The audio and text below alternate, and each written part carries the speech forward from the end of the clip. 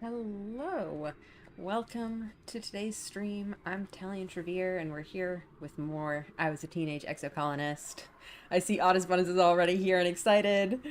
Um, yeah, thanks for coming, guys. I hear that things are gonna be happening this episode. Please don't give me like any details. I don't want to be spoiled, but I am pretty confident at this point that shit's gonna go down. So, I'm excited to find out what it's gonna be. It's going to be our year. Yeah, of course. Nothing's gonna go. Wait. Okay, hang on. That can't be right.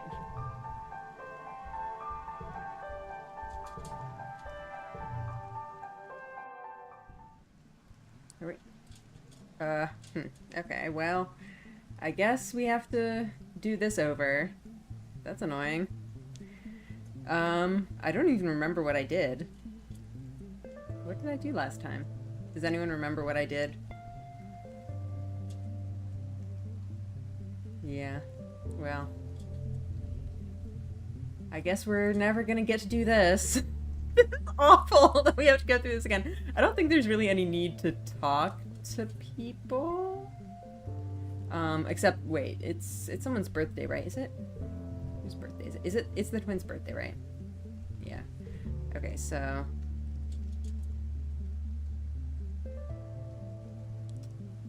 Any save you do goes back to the last... when you last had control if you save in an event. So, would that mean that it has saved stuff like my conversations with people? Okay, yeah, so like it did save that I gave him a gift.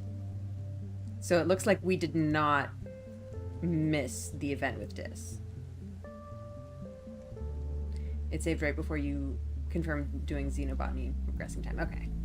So basically I can just go straight to xenobotany and finish that. And then skip through the rest of the thing.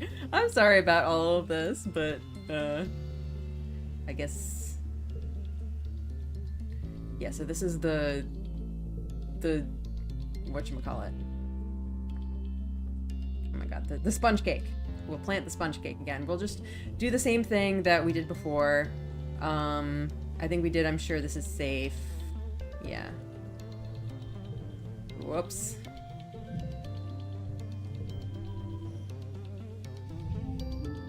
Oh man, we have to do this again too.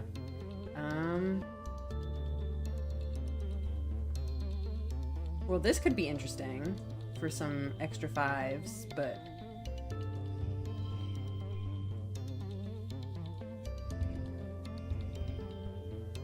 Oops. I didn't see what happened before, so I can replay it. Unfortunately, I do think I'm gonna skip through it pretty quickly, because we've already seen this last episode. I don't really want to, you know, linger on that. I mean, it was good scenes and stuff. It's just I don't want to bore the people that have already sat through this once before. So we're just kind of gonna go through it. If you can speed read, go for it, but I'm not gonna be reading these out. I don't remember what I did here before. I think I might have gone out to help.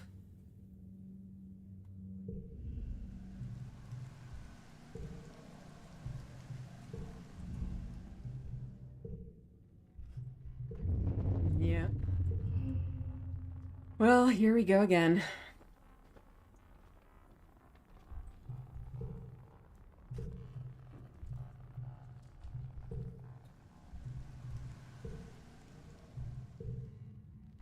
Of all the scenes to watch again, it's the one designed to hurt. I know, right? That's actually really frustrating that the game saves like that. And I think we have to take the month off, so...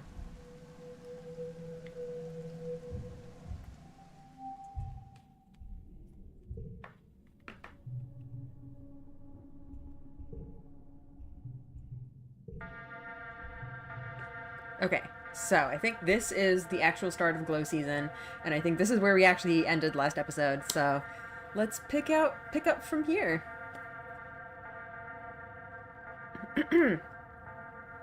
The roar wakes you.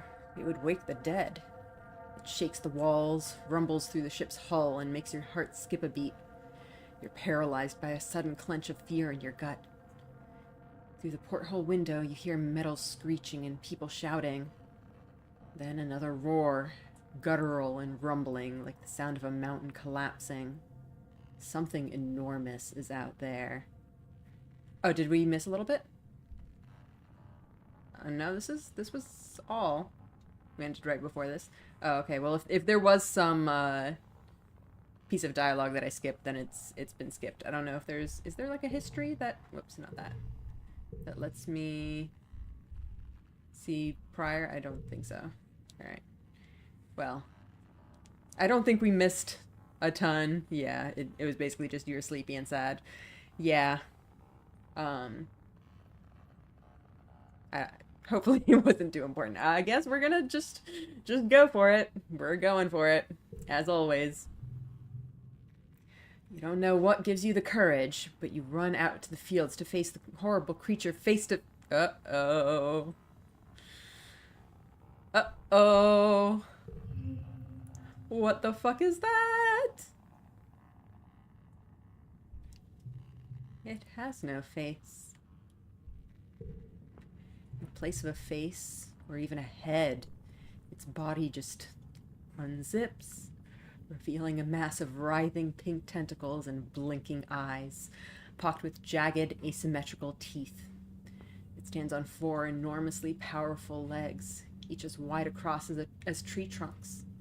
Clinging to its back and its thick, slug-like tail are clumps of lichen that glow faintly in the night. The creature is nearly twice the height of a greenhouse. It's standing on top of a flattened one, the wreckage of lattice and plants all over. Flickers of light from plas rifles and stun gloves light it from underneath, and the stench of ozone is thick in the air. It is a creature. Attack on Titan theme begins. Yep.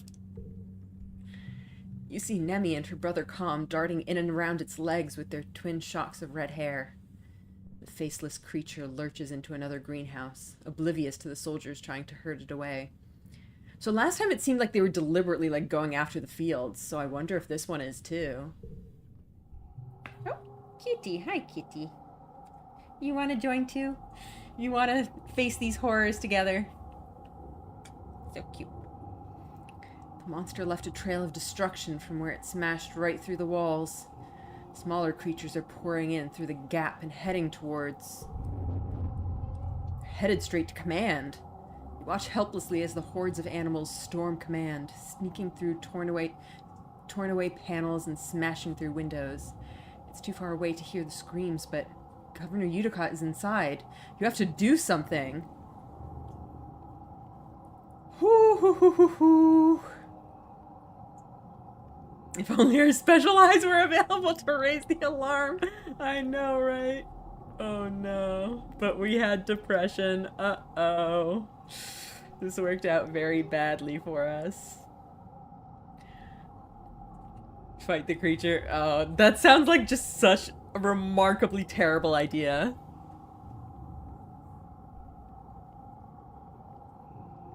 I mean, honestly, like, it seems like Nemi and Calm are already fighting it, so why would I fight it by myself instead of fighting it with them?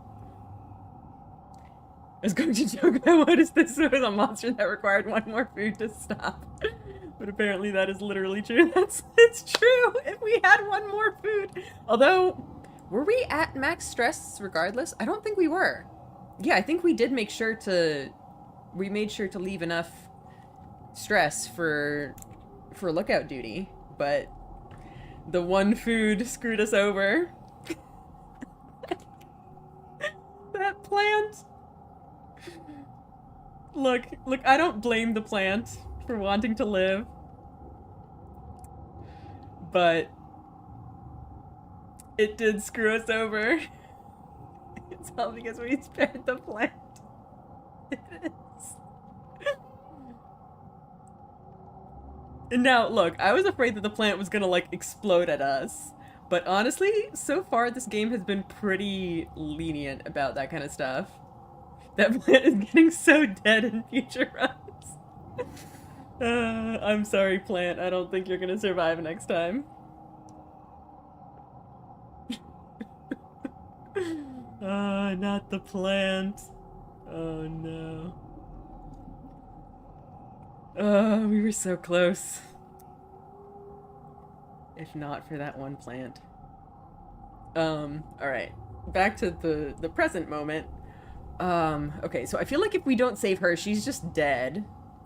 I'm also very much afraid that, like, I'm pretty confident that Nemi's gonna survive, but I'm afraid that if I don't help them, Calm is gonna die. Fight the faceless monster on your own is kind of the exciting option, but I feel like it's just... As someone trying to make a choice in this situation, this just seems like the worst choice.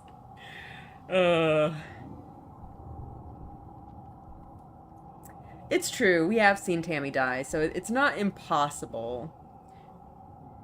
Now, please don't correct me if I'm wrong on this. I'm assuming that Tammy's death is just, like, scripted and there's no way to avoid it, and she's kind of an outlier in that regard. Please do not correct me if I'm wrong. We'll definitely try to save her in future runs, but I was assuming that it just happens, because I don't remember there being anything we could really do before that. Although, to be fair, this is totally the kind of game that would, like, introduce new mechanics on a future run that would let us change events that were, like, previously unavoidable. So, I don't know. We'll see. Everything is up in the air. Anything can happen. Okay, who do we save? Or do we just fight the faceless monster on our own? Difficult decision. I'm biting my tongue hard style. Yeah, I'm sorry that you have to suffer, but please do continue holding your tongue. Oh,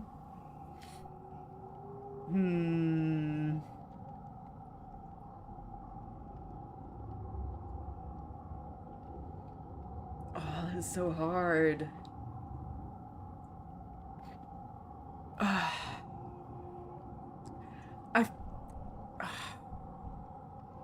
Okay, on the one hand, I feel like the governor is, like, in the most danger and we need to save her.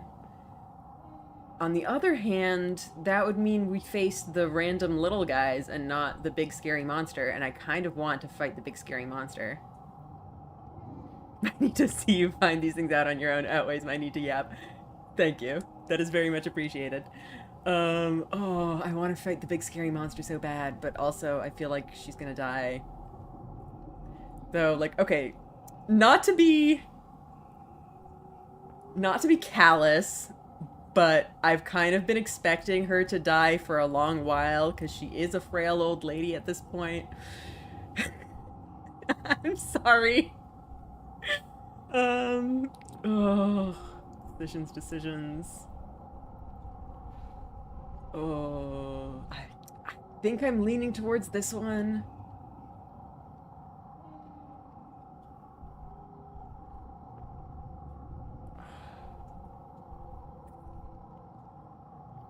Why is this game so hard? It keeps making me, like, make choices about stuff.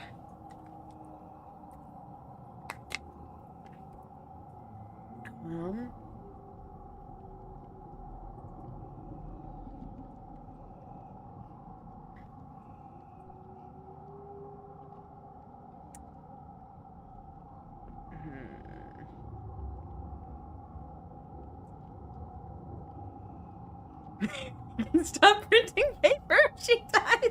Clearly the only thing that was causing the deforestation. Oh no. Shoot. I think I am probably gonna go with this.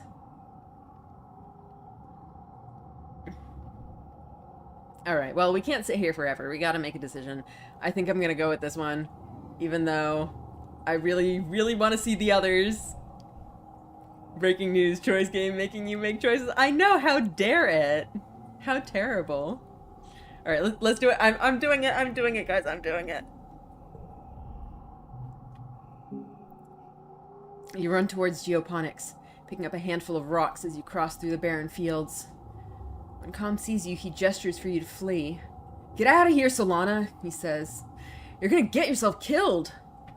You grip your rocks in defiance. You're sick of being told to hide like a child. You want to help. Ooh, difficult combat challenge. Alright, what do we got? We've got some 5s, some 6s. This game is really good at making you go, holy shit, my choices mattered, yeah. Okay, so this one, I think, turns into a 4 on the first turn, so we want to use that. I think we can go for a 4, 5, 6.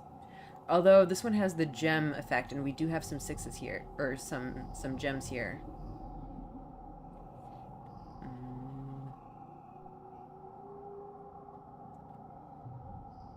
So if we use the gems now, then this is going to get really high. That turns into a 7. Goal 72, oh my gosh.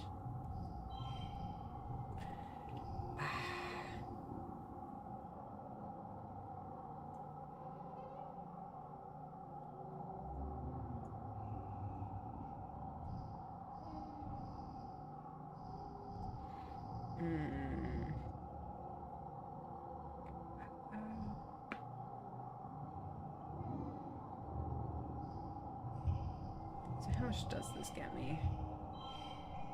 It's made at 22, which is like not... It's pretty good. For turn 1, that's pretty good. We are missing out on 2 or more points for the gems. I think I'm gonna go with this. Not ideal, but I'm gonna go with it.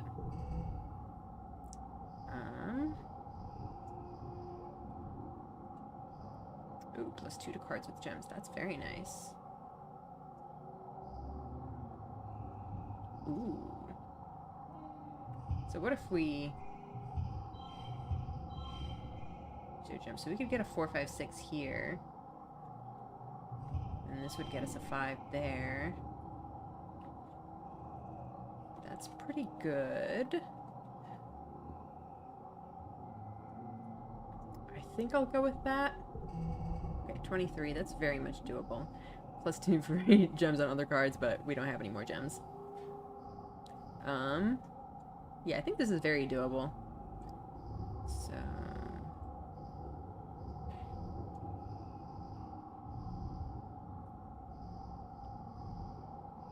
this can get us a 5. We have a wild card. That's nice. Sports ball, yeah. Wait, does this... I keep forgetting how these stack. Okay, that's fun. That's fun.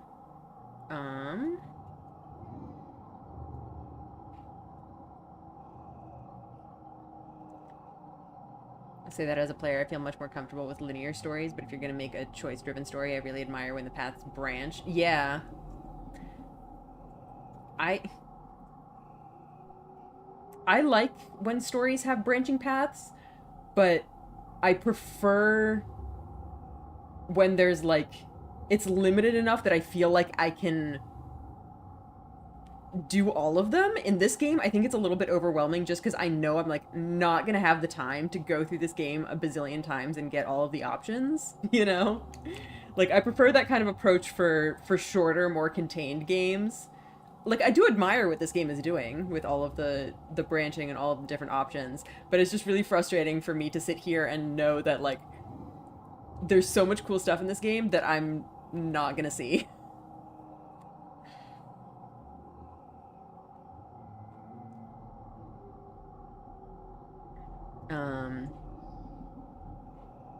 Let's see.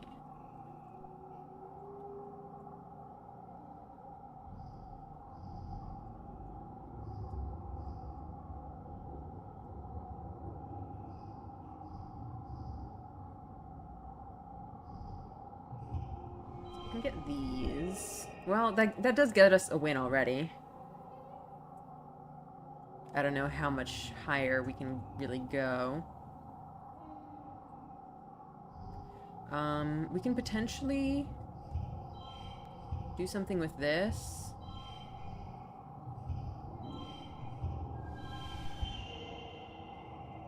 Alright, that's nice. That's quite good. I found subsequent playthroughs a bit shorter than the first one because I could set better goals than wait and see what happens, I guess. That's true. But I still feel like there's just a lot to play through. Like, still a lot of decisions you have to make, a lot of these card games you have to play, and just a lot to... Well, okay. I don't really want to speculate too much about future playthroughs just because I expect the game to change in some ways, and I don't want to know about that until we get there. Alright. We did our thing. You try your hardest, but even with the full force of the defense squad, you can barely keep it contained near the farms. You dart in and around the battle, throwing rocks and making noise to keep the abomination's attention away from the rest of the colony. Its tentacles whip around, slapping the ground and knocking into people, picking them up and throwing their helpless bodies like dolls, only to be crushed under its massive trunk-like feet. The fields are littered with bodies of the fallen. Sweat stings your eyes, but somehow you stay on your feet. Others aren't so lucky. Oh gosh, is it gonna tell me who died? Who died? Solana, watch out! Calm cries out, and you look up just in time to dodge the wet slap of a tentacle, tripping over a body and sprawling into the dirt yourself. The Faceless makes a horrible noise from deep inside its craw, flecking you with spittle as your guts liquefy from the near miss. You're close enough to feel the sick heat radiating off of it. It doesn't have a face, but you realize with horror that it sees you. I mean, it does very much have eyes. Ever played 100 Line Last Defense Academy? I have actually played some of it, and also watched some other people's playthroughs, although I haven't gotten through many routes of it. My own playthrough, I don't think I managed to finish the first route. I just kind of fell off of it. I have seen at least the first route playthrough, and like, I don't think I finished watching their second run. That is definitely a game that has a lot of content, like overwhelming amounts of content. It's definitely in that camp.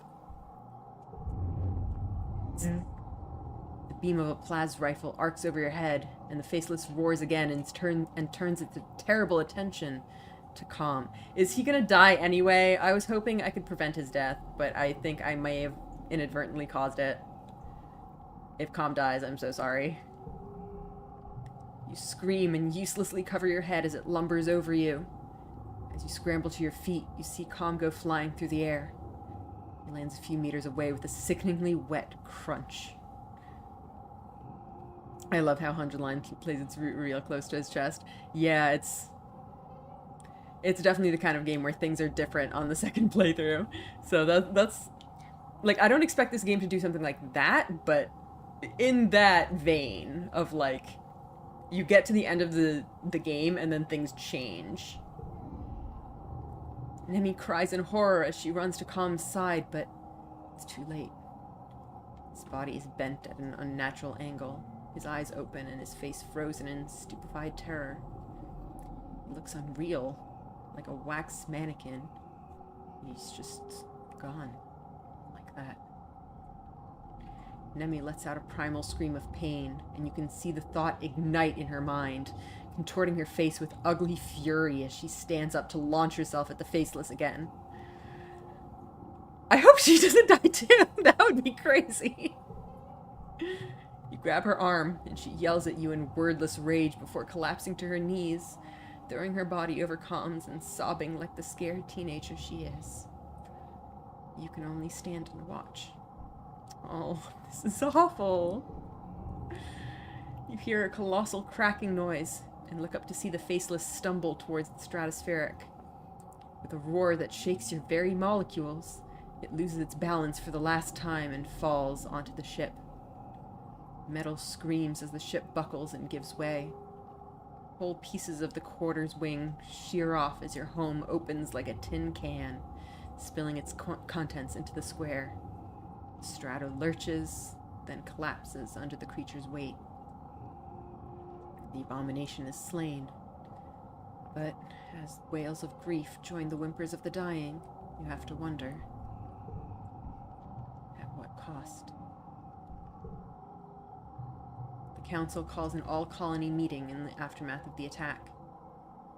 In the oppressive gloom of Glow, you gather near engineering with the other survivors. It's one of the few buildings still standing. The corpse of the Faceless still sits in the caved-in wreckage of the stratospheric, spilling its flaccid pink tentacles from its horrible zipper-toothed maw. It's already beginning to stink. This playthrough started with Solana at 20, and she saw one of the others who I thought was Nemi, so she might be safe specifically. Yeah, I'm pretty sure the person that we saw at the start was Nemi. So, I don't know if I would necessarily say that she's safe. She's safe in some futures. Like, I don't know if the thing we saw at the start was the future that this route is specifically heading to, or just one possible future that you can reach in this game. Then again, I also thought Solana had a vision of the future with a grown-up Tammy, so maybe Solana is just blending futures here. Exactly, yeah, that's what I was thinking, that we don't know for sure which future is which. So, yeah, I don't know. I mean, I guess it would make sense from the gameplay perspective to, like, you know, show something at the start and then come back to it at the end of the first playthrough and be like, yes, this was a, that thing you saw at the start was a premonition, and it's confirmed, because we get to see it again. But it doesn't necessarily have to do that. We'll see, I guess. You can't forget what you saw. Your mind keeps replaying that terrible moment. The Faceless rearing up and obscuring the sky. Nemi and her brother looking so small before it. Governor Udicott was killed by the smaller creatures that swarmed command during the attack.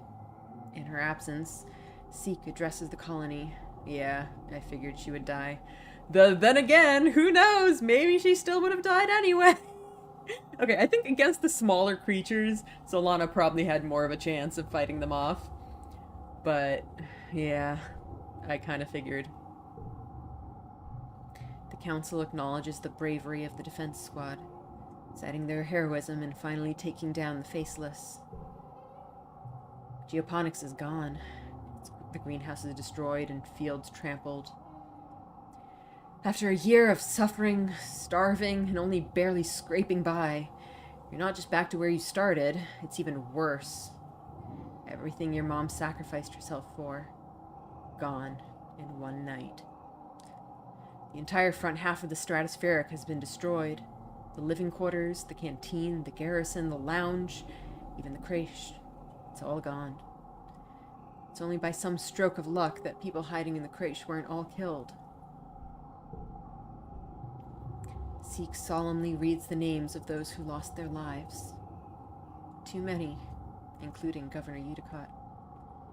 You all stand for a moment of silence. You feel the weight of loss like a blow to your chest. Nemi and her family cry out when her brother Com's name is called, and their quiet sobbing continues through the silence.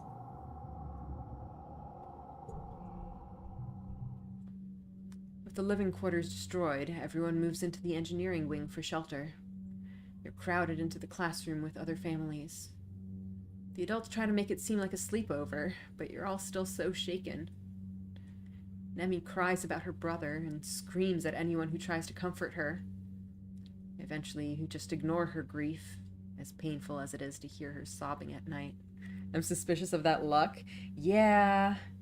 I don't know what it could have been, but that does seem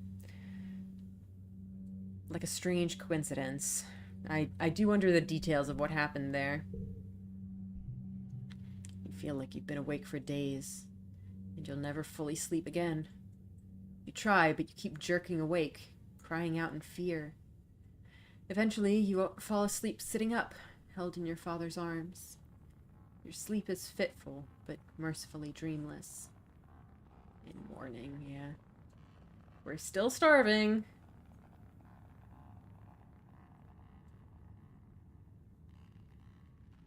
So I got a +1 to physical, but then I get a -1, and then another -1.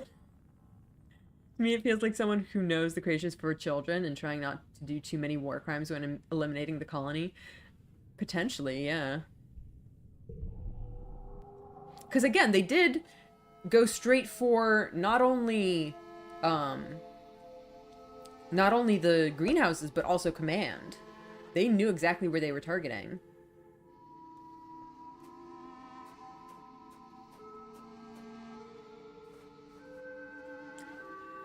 Oh boy.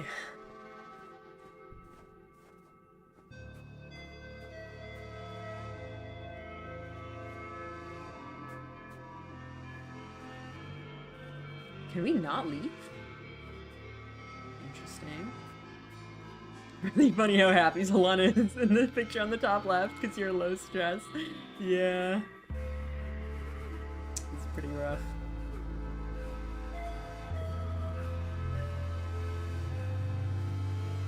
Oh wow, we can't study. Mourn or rebuild.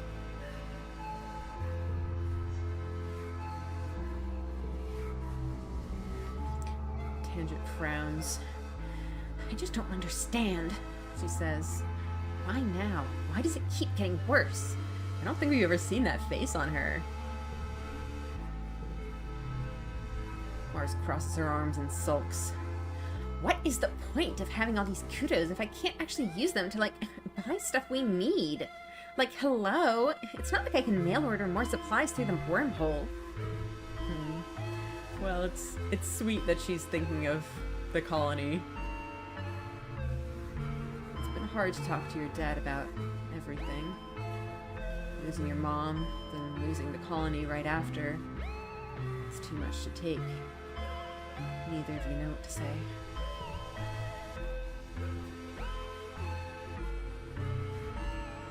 No, I know it's hard, Cal says, fiddling nervously with the tassel on his shirt. But I just think, what would your mom do right now? She wouldn't complain, that's for sure.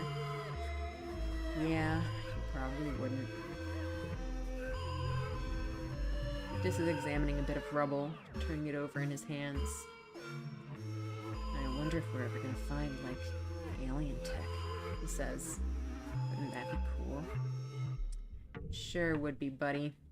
Mars Loki is one of my favorite characters, and it's crazy because I wanted to kill her initially. Yeah, I could definitely see that. Like, I think she's really going to come into her own at some point. I think she'll be, like, a charismatic leader eventually, when she grows up a little bit.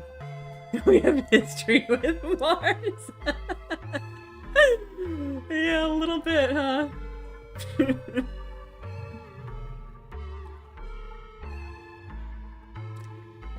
Well, we don't need to rest right now, so I guess we rebuild. The log incident. The log will never be forgotten. The first month of quiet passes, each day plodding one after the other. You still have trouble sleeping in the classroom barracks, but there's nowhere else to go. Every day you wake with the others and try to make the best of it. Grief and anger come in waves, not just for you, but for everyone. Some days are better than others. You're assigned to help rebuild the walls. First part of the month is spent just dragging away the wreckage, sorting it into salvage or recycling. By the time that's done, crews disassembling parts of the stratospheric have delivered enough salvage that you can begin work patching up the walls. A sense of urgency permeates the crew. After everything, people need to feel safe. Dis is on the work crew with you, something he does begrudgingly. Walls didn't help the first time, he grumbles whenever anyone asks for his opinion. We should just tear them all down and live like the animals do. If someone planted a bunch of buildings on my land, I'd be pissed off too.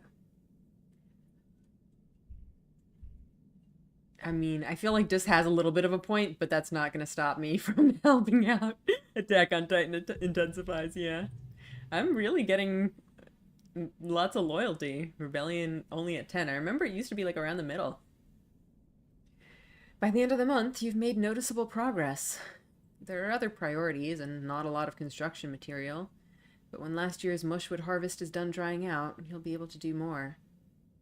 Even if Dis is right and it didn't help the first time, it's better than nothing. Tangent and Chief Engineer Instance have been hard at work in the lab trying to find a cure for the shimmer disease. Yeah, my original plan was to spend the start of this year with them looking into the shimmer cure so that by next pollen season, my dad would not be dying. But, I don't know if we'll be able to do that now. Hopefully this event is gonna do something. You join them in their research. You're the one who found a sample of the shimmer fungus and analyzed it. You're the one whose father suffers the most from it. You confirm that the shimmer is an airborne fungal disease, and that the thick, choking spores in pollen are the same fungi from the Valley of Vertigo, the ones that colonize the host and turn their bodies into more spore-producing fungus. Finally, you have a long-due breakthrough. Sunlight. No biology gained. You try inoculations, antibiotics, antifungal creams, but what finally works is a high-intensity light treatment mimicking the full force of the sun's during dust, coupled with an injection to increase its potency. Of course, Tang exclaims. The fungus colonizes animal life during pollen, and some succumb to it, but the intense light of dust scourges the fungus from the survivors. It's all part of the natural cycle. The treatment works on samples. Now to test it on a subject. I feel like, you know, I don't want to get any innocent animals involved, but I feel like that's way safer than the alternatives. I think we have to test it on an animal. Yourself, obviously. Although, the problem with testing it on an animal is that, like, these are alien animals. They might respond to it differently than Earth humans. Are we gonna have self-preservation now of all times? Look, I've been trying to have at least a little bit of self-preservation, although admittedly we have been very reckless during this whole playthrough. But it is a good point that maybe it is better to test it on myself, because, like, we don't know. We don't know if animal testing will be accurate.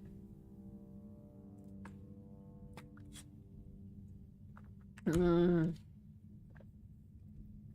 alien animals probably didn't have the same reaction to those beans, yeah. So I feel like just because this is the one that, like, requires stats, it's gonna be better than testing it on my dad.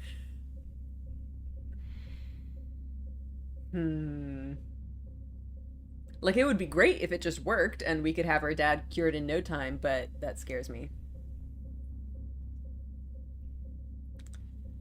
You went in the caves just fine. It is true. This will be just like Cave 2. We just toss it in Dad and see. Ugh. That scares me. Like, on the one hand, I feel like if we're gonna test it on a human, it'll probably be more effective to test it on Dad, because he, you know, has a reaction to the fungus.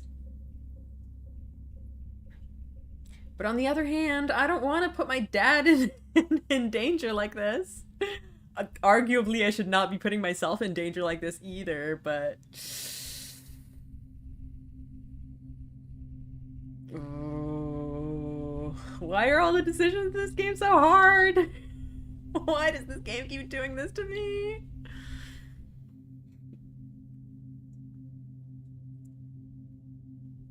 We're running low on parents. I know! I really want to save Dad. Human trials aren't unethical if you volunteer. You know what? That's a good point. I think I might go for it.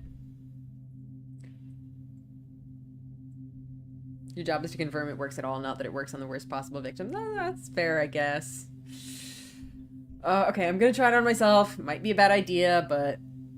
we're gonna do it.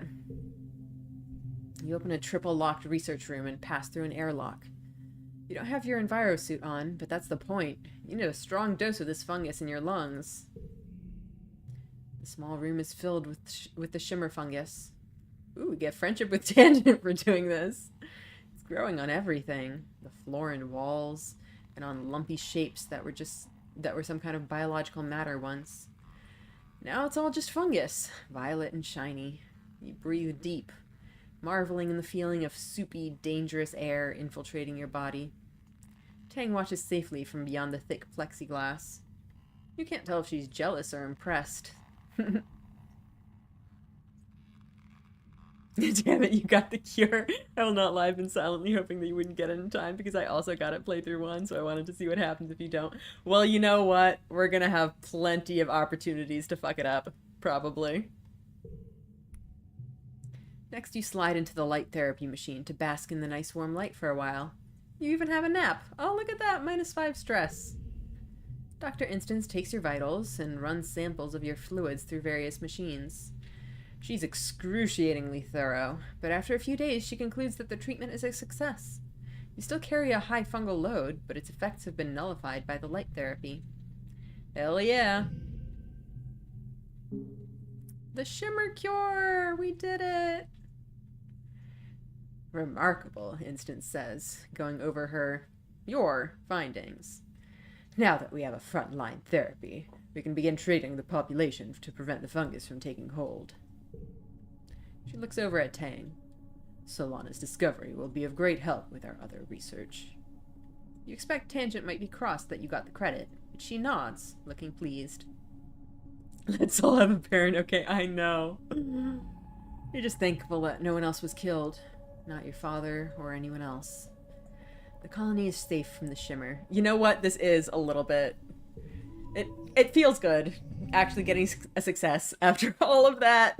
We did one thing right. Okay, we did one thing right. Okay. Let's see, what have we got? We've got lots and lots of floors. Except... Ooh, what if we do this? Oh, god damn it. +2 to cards with gems. Well, I didn't quite get what I wanted, but I think it's close enough.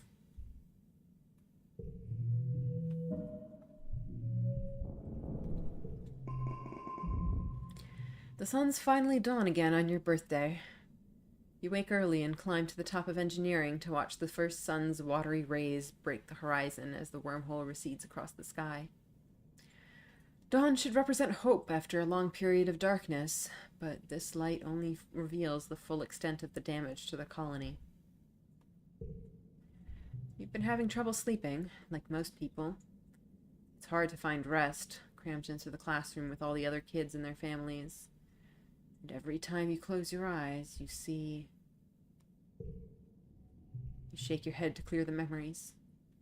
You pull your blanket more tightly around your shoulders. Not your blanket, that one's gone. And stare out as the sun rises on the horizon, meager and sickly. The wormhole causes fluctuation in light. Seemingly, to some extent at least, it's something that, you know, moves across the sky in some way. Is that a natural wormhole, or did the colony make it? That's a good question. I actually don't know. Because if the colony made it, then that would potentially also have ecological implications on this planet that its residents would not be happy about.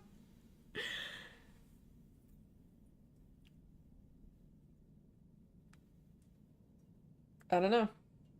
That's a good question. Hey, kiddo, you hear. Then your dad comes and sits down beside you. I was looking for you. Nice view, huh? At least we got a rooftop patio out of the deal. He laughs a little at his own joke, then just sort of trails off with an with a sigh afterward. He puts his arm around your shoulders, and you sit in silence for a while, watching the sunrise pick out all the broken glass littering the fields, glimmering like a field of stars. Neither of you really know what to say. It's clear your dad feels like he has to give you a pep talk. There's an oppressive nature to the silence that makes it feel impossible for either of you to start. Eventually, he just sighs, and his shoulders slump. I know things seem pretty bad right now, he says, squinting into the sunrise. It Sounds like it's taking all his effort not to cry. But it'll get better. It has to, right? You're not so sure. At least your mom wasn't here to see this, he mutters. That's the silver lining, I guess. If that's not natural, the ramifications would be devastating. It'd be no wonder the planet is treating this like war. Yeah. You watch the sunrise together for a few more minutes. After a bit, your dad musters up a brave smile and pulls out a little box tied with a piece of gardening twine. Happy birthday, my little rutabaga, he says. You know what it is before you open it. Your old medallion, the one your dad made, with the sun on it to represent Earth, was broken during the attack. In all the chaos you didn't even notice, but your dad did, and made you a new one. It's just like you remembered. A similar design, with a wormhole this time, to represent Vertumna. +5 to challenges is quite good. You thank him, and squint out at the swirling wormhole still barely visible in the brightening sky. It's so massive and awe-inspiring this time of year, but it always seems to herald disaster. You're happy to watch it fade away into the daylight. He's so sweet. Yeah. Your dad slaps you on the back. What a birthday, huh? Here's hoping they all get better from here. You both head back downstairs to the wreckage of the canteen, where they've put up temporary roofing with whatever tarps and scraps could be found. The colony nanoprinters, the few that still run, have been working day and night to replace the necessities of life. But larger construction projects are going to take some time. Aunt Anne has coaxed the kitchen nanoprinters into making soy gruel and pressed bars. Life-sustaining, but depressing. You and the other colonists eat your breakfast in stony silence as you mentally prepare for the day. Chief Administrator Seek has taken over as interim governor until the council can elect someone new.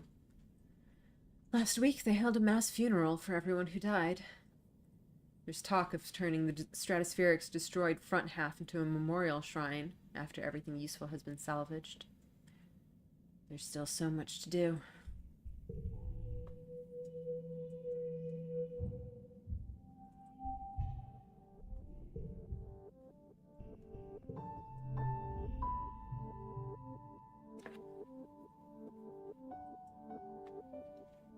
Tangent paces outside the engineering wing, the only building still standing.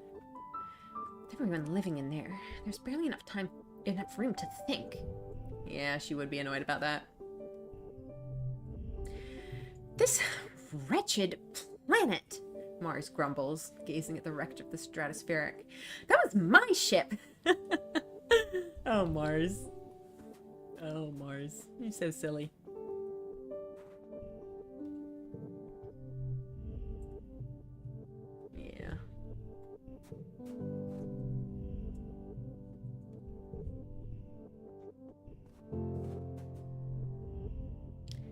This is sitting on a pile of rubble, looking out over the colony wreckage. He doesn't look particularly sad. What do you want? God damn it, Dis. Well, we just keep rebuilding, I guess.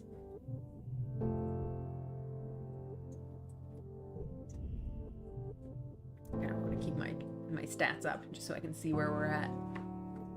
You're assigned to help out in geoponics. Actually, also, I wanted to check my gear, make sure I have my new medallion up, because it is pretty nice.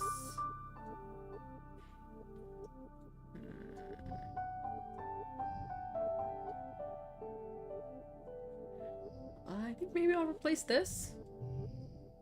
Oh, okay, well, when we get out of this. You're assigned to help out in geoponics. The agriculturists have been hard at work trying to salvage what they can of the ruined fields and the destroyed greenhouses. But there's still a lot of work to be done. Your dad has taken over as chief cultivator.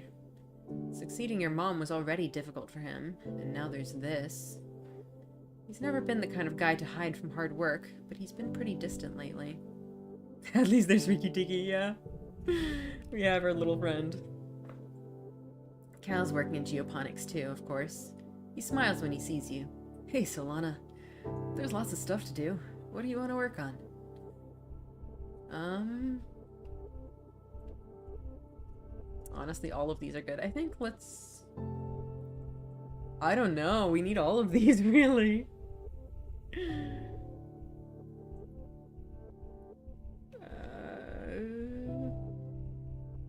Let's repair the greenhouses.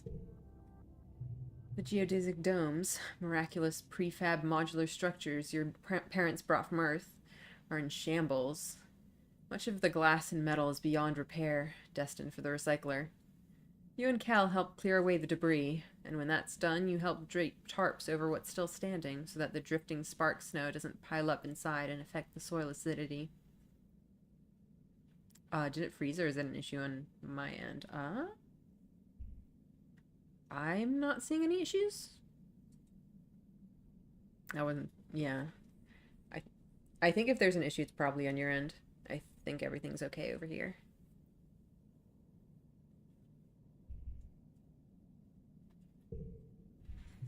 Anything that can't survive outside a climate-controlled greenhouse needs to be harvested and sent to the kitchens so that it can be preserved. Canning, jarring, dehydration... Ancient techniques you've learned about in school, but didn't think you'd have to put into practice so soon. That's interesting. Do they not normally can or jar things? Huh.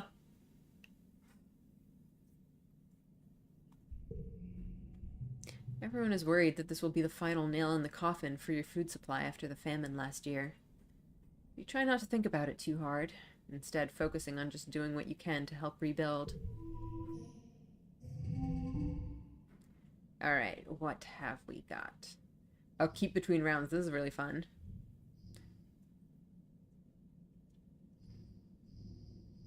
Okay, so we have gems. Well, I guess we don't really have multiple rounds here, so this doesn't make that much of a difference.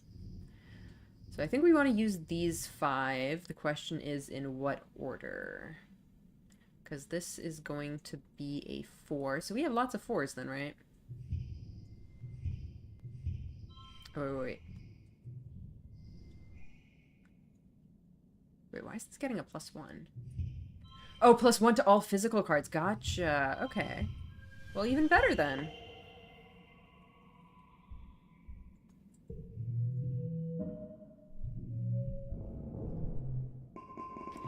You're eating in the mess tents when you hear something rumbling.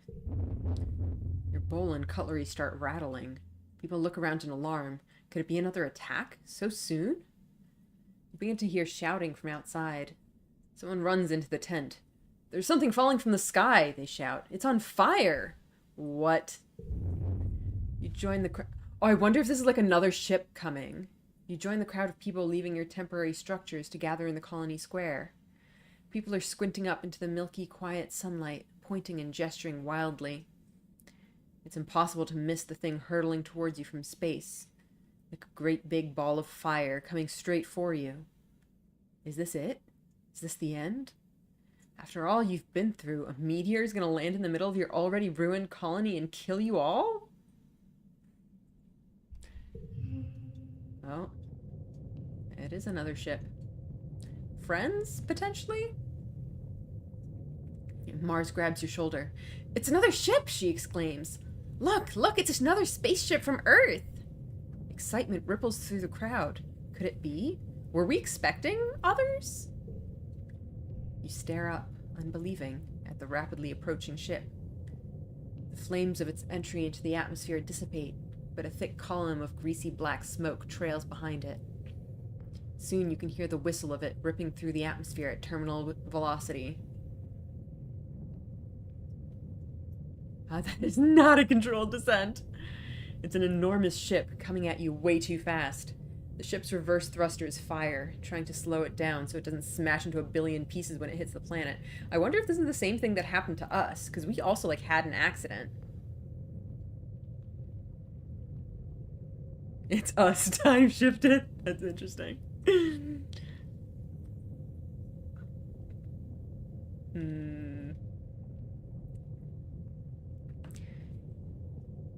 Huh. I guess there's something in that wormhole that messes up our ships. But this is going to be really interesting if we get other colonists that we then have to like, coexist with.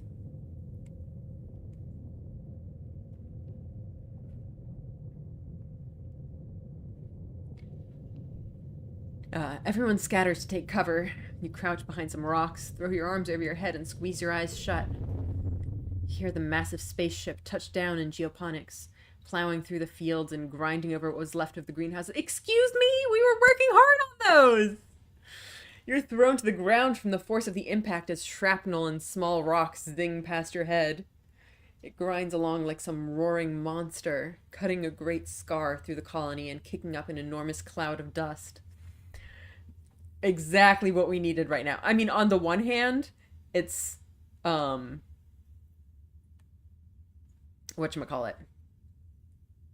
What was I gonna say? I completely lost my train of thought. It's good that these people probably have like more supplies and, you know, have hopefully their own stuff that they can use to you know, help out. But on the other hand, this means that we've already like destroyed any remaining resources that we had. So, oh my gosh, this is gonna be interesting trying to negotiate with these guys. Finally, the ship comes to a creaking, shuddering halt. You and the other colonists carefully crawl out of your hiding places, coughing and rubbing your eyes.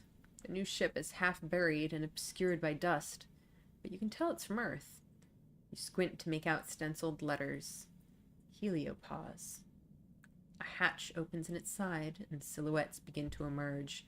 Ooh. Silhouettes with guns. Soldiers march out of the dust and quickly surround all of the remaining colonists.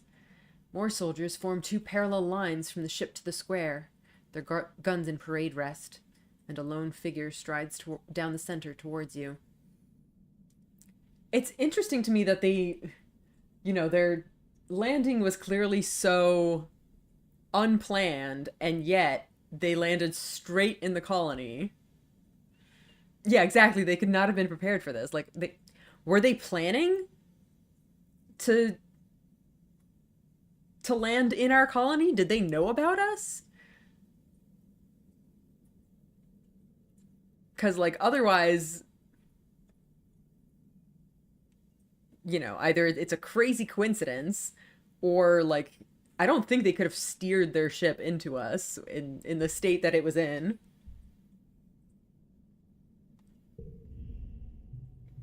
Greetings, fugitives of Earth, the man says, spreading his hands wide. Oh boy, this is gonna be a character, huh? A dismayed murmur ripples through the crowd. The adults exchange significant looks.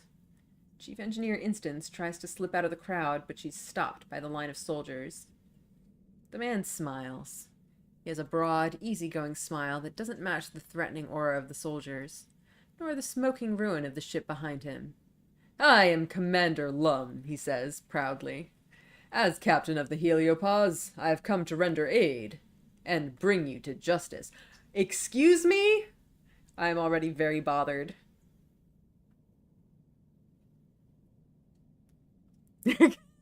Close your shirt point. Now it's not the time for a winter. Yeah, I know, right? Justice, yeah, the justice is very concerning. I'm definitely listening because I'm very concerned about what this guy's gonna say, and I need to know. Seek steps forward out of the crowd. You're not the commander of the Heliopause, they say firmly. Governor Uticott was expecting Commander Morikawa. Everyone is surprised. Uticott has been in communication with this ship? For how long? Oh boy.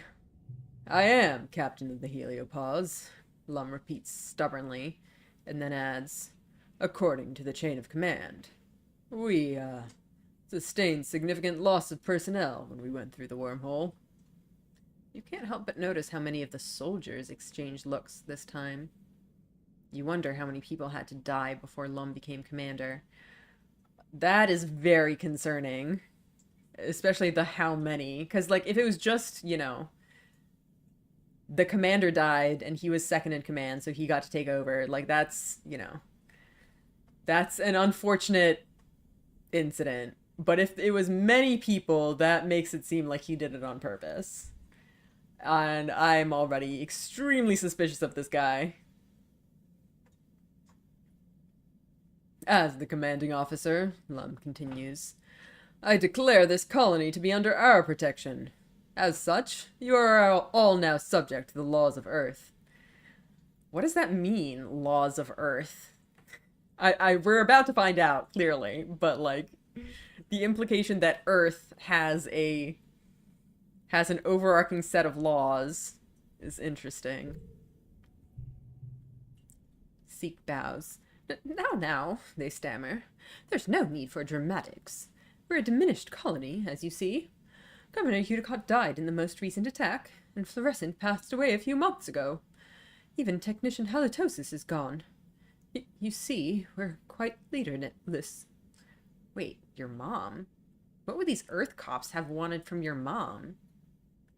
You notice Chief Engineer Instance is being held with her arms behind her back. She glowers at Lum with unbridled hatred. Oh my gosh, why does it seem like they have history? Oh boy. Oh boy, what is going on? Subject to the laws of Earth. Were our people somehow outlaws, I guess? Everyone is dead, it's true. I mean, Mom clearly was involved in some sort of conflict. We know that there were some sort of wars back on Earth. And Mom was clearly involved. So, interesting. Lum turns to the assembled colonists. Well, why don't we fix that, he declares. Say hello to your new governor. You hear a few gasps of shock and outrage, and Lum raises his hands placatingly. Let's not pretend you don't need our help, he says. And we could simply arrest you instead.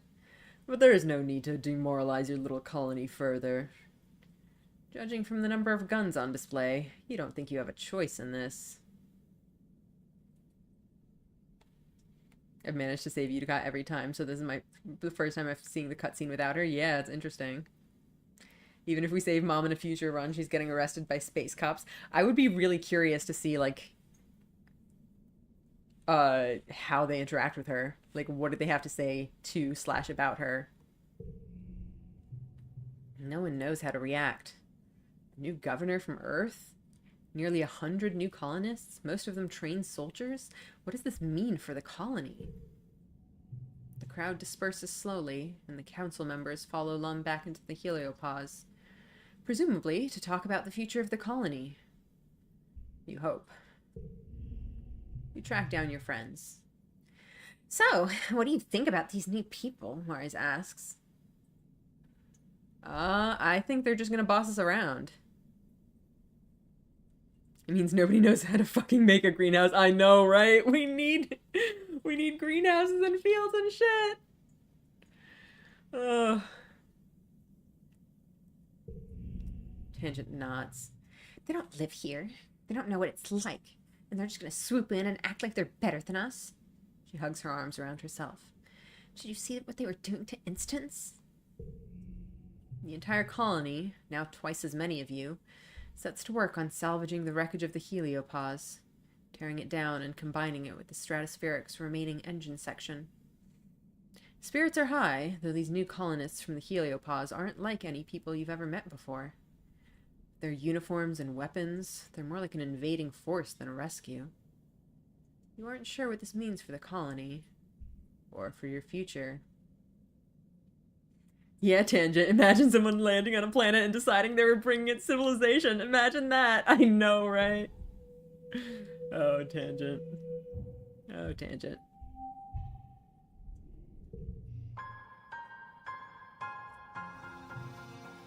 As the dust settles, you rebuild your colony around this new ship, the Heliopause. The new arrivals, soldiers mainly, are aloof at first. Many see you as fugitives. Together, you build new walls, living quarters, greenhouses, and a massive bunkered garrison. The Strato's engineering wing is the only reminder of your old colony. The Heliopause brought enough rations for another 5 years, as well as a rich seed bank and working hydroponics. Finally, an end to the slow starvation you've felt for years. They also have more guns and explosives than you've ever seen in your life. Even the ship has guns. A full stomach, a roof over your heads, and the promise of safety convinces most Strato-colonists to accept Helios. I feel like Dis is gonna have things to say about this. In turn, the Helios decide that you criminals pose little threat. A grudging peace is brokered between the two groups. You decide they aren't so different, really. They're even Helio children, born among the stars just like you. Oh boy. Am I just inside on this DBH? Yeah, seriously. After a month of hard work, you and your dad move into your new quarters. And you have your own bedroom for the first time in your life. Place a picture of your mother on the shelves beside the bed. Aww. You step out onto your very own balcony to watch the new colony. Its grounds bustling with so many strangers and strange new ideas. You feel something rising in your chest that you haven't felt in some time. Hope. Excitement. What will the new day bring? You better get out there and find out. All this stress, colony defense, status ended, starving. Oh, we are flourishing. We're so great. Well,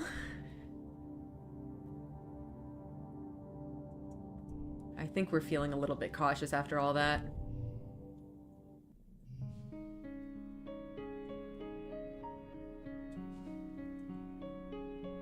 Well, huh.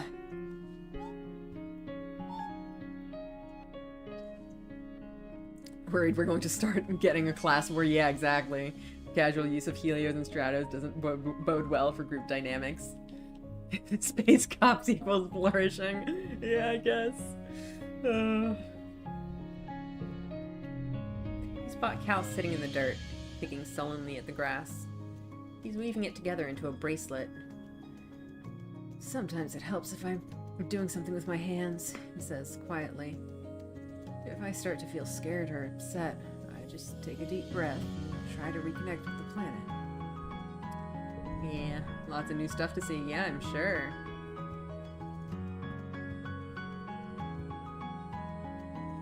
Is this someone we know, or is this a new person? I think this might be a new person.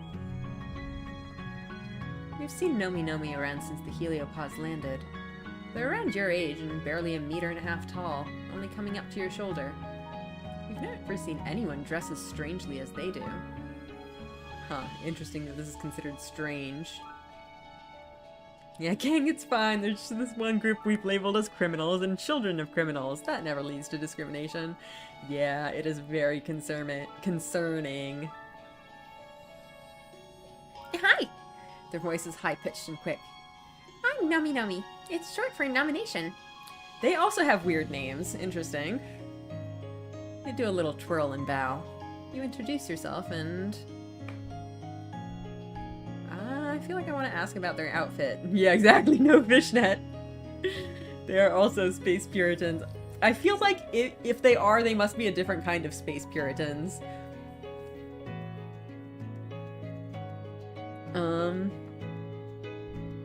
Let's ask about their outfit.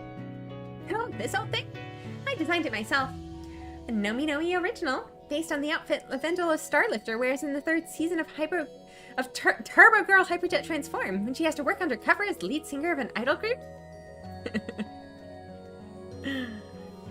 They stick their leg out.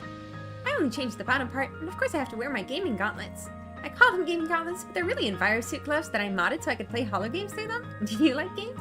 My favorite are Laser Fable and Digger Dog. I cannot talk this fast.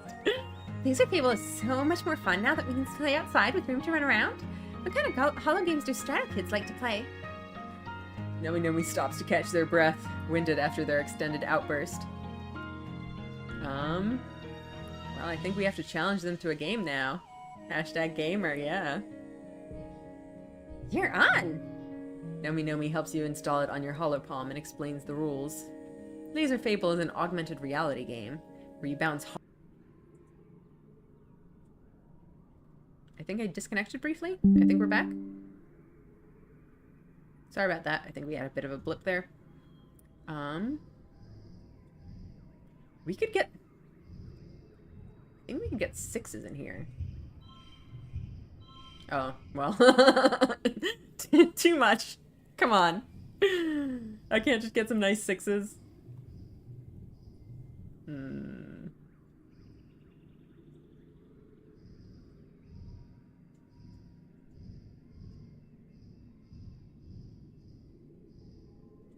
We could get a row of 2s, although the +2 to cards with gems is gonna get...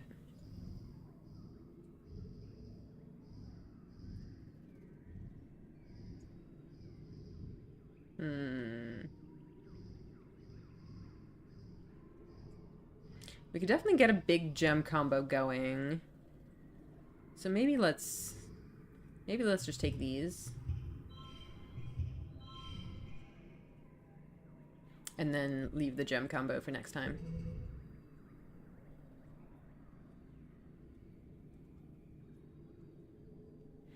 And this also gets gems. How many gem-related cards do we have? 1, 2, 3, 4, 5. Oh boy, that's a lot.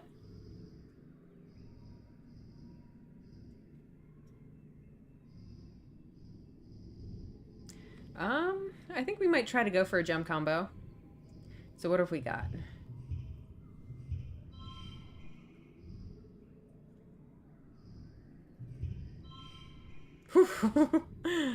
That's pretty wild.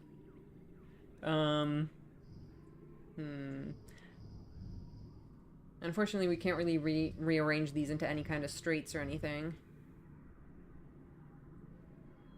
But that's a lot of points.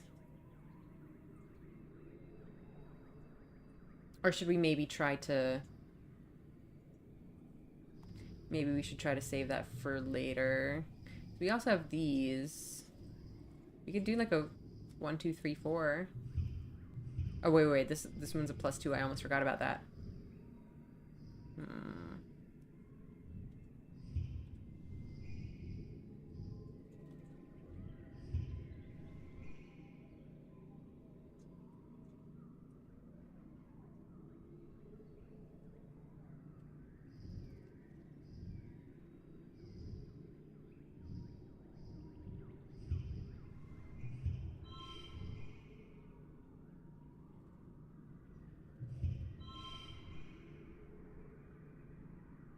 I think I might just go with that and then save the gem combo for last run.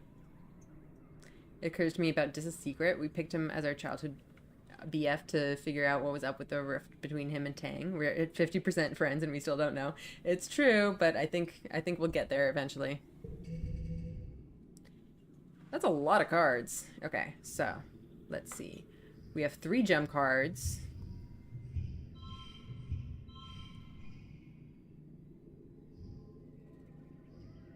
And then this one, and I guess this one.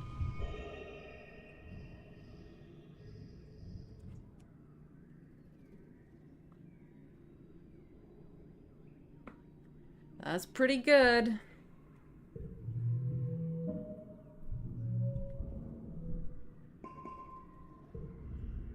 Right on, sister. Naomi gives you a high five, then a couple of quick flicks on their gauntlet gives you a kudos for winning. They explain this is how they always play Laser Fable with the kids from Heliosphere. Except they mostly don't want to play anymore. They say they're too old for it. They just want to be soldiers now. Except Rex, he's still cool. That's concerning that, like, all of the kids grow up to want to be soldiers. They are really cute, though. It's so cool you guys have people who aren't boys or girls, too, Naomi says, twisting a long piece of their hair around their finger. Mom and Dad told me that sometimes people on old Earth didn't understand stuff like that. And your ship left Earth before us, so maybe it was even worse then. They gave you a bright smile. But they were worried for nothing. Everyone's so nice here. Oh, we're gonna have to figure out more birthdays, I guess. Okay, Okay, so they want creativity. The authoritarianism is authoritarianing, yep. Another new person. They look cute too. Do they have heterochromia? I like that the space cops at least aren't bigots toward Nomi, I guess. The colony's full of new people. Everywhere you look, you see a stranger. It's disorienting after growing up in a closed spaceship. You never expected to meet any other humans that weren't made here on Vertumna. You jump straight into one of those new people while you're jogging through the colony. Oof! He laughs and holds you steady, brushing the imaginary dust off of you and giving you a wide, fanged smile. Hey, it's one of the kids from the Heliopause. You think his name is Rex. Oh, Nomi said that you're cool. And you look really cute. Oh my, I love the floppy ears. Oh my gosh. That's really cute. He is really cute. I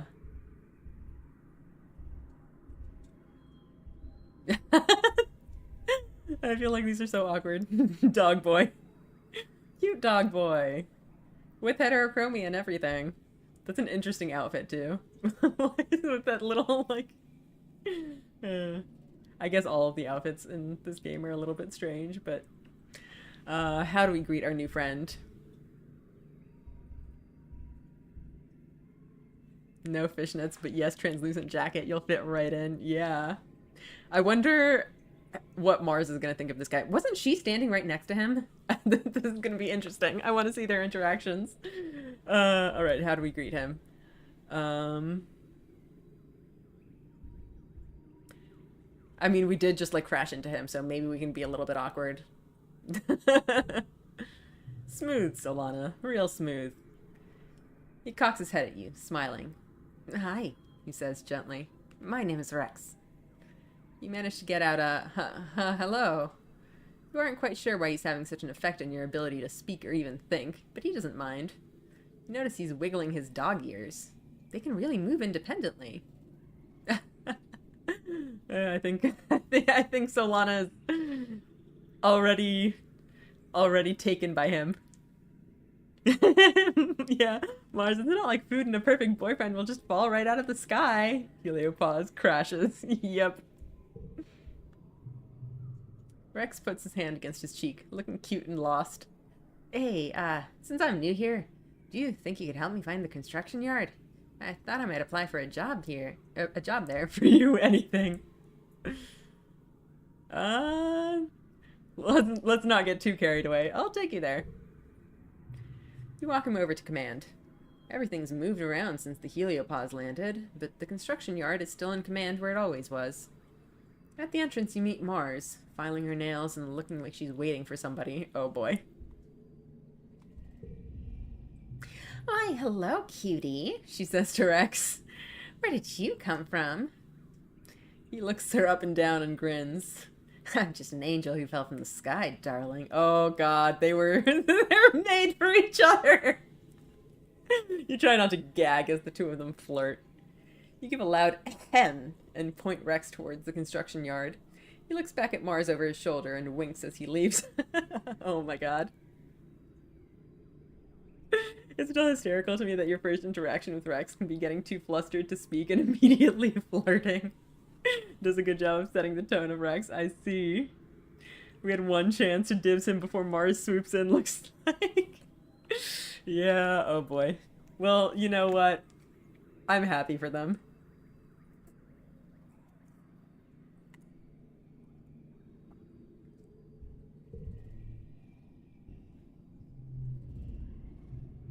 Rex hasn't gotten used to life on the surface yet. You remember your first year. Vertumna seemed so enormous, so full of dangers and mysteries. Well, it still does, but the shock eventually wore off. Rex still has that slightly bewildered look on his face every time he walks outside and the sunlight hits his face. It's so bright and warm. We can just hug him, just randomly? That's so strange. Like, we just met this guy, hugs him. Like, I'm tempted to do it, but hug that dog boy, I am tempted to do it. It's so random, though. I guess we can. Weird. Alright. Hug the dog boy. Oh, yeah, Rex exclaims, wrapping you in a strong bear hug. He lifts you off, he even lifts you off the ground a little. It's a good hug, the kind that makes you instantly just a little more relaxed. Aw, he seems really sweet. Mars grabs your arm and hauls you somewhere a little more quietly. A little more quiet. He's super affectionate. Yeah, I can already tell. OMG, she says. So I was making out with one of the Helio kids. Don't make that face, Solana. It's no big deal. And she said that they're not allowed to use their nanoprinters for anything except uniforms? She holds her hand to her chest. Excuse me? No wonder they're so boring. Clothes are the window dressing to the soul, Solana. I do think that's really funny. She's just like, I was casually making out with one of the kids. Oh my gosh. Which, you know, I mean, it does seem on brand for her.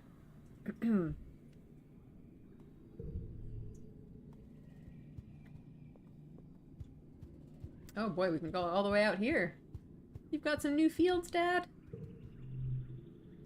Even though it hurts, you find yourself wandering over to geoponics.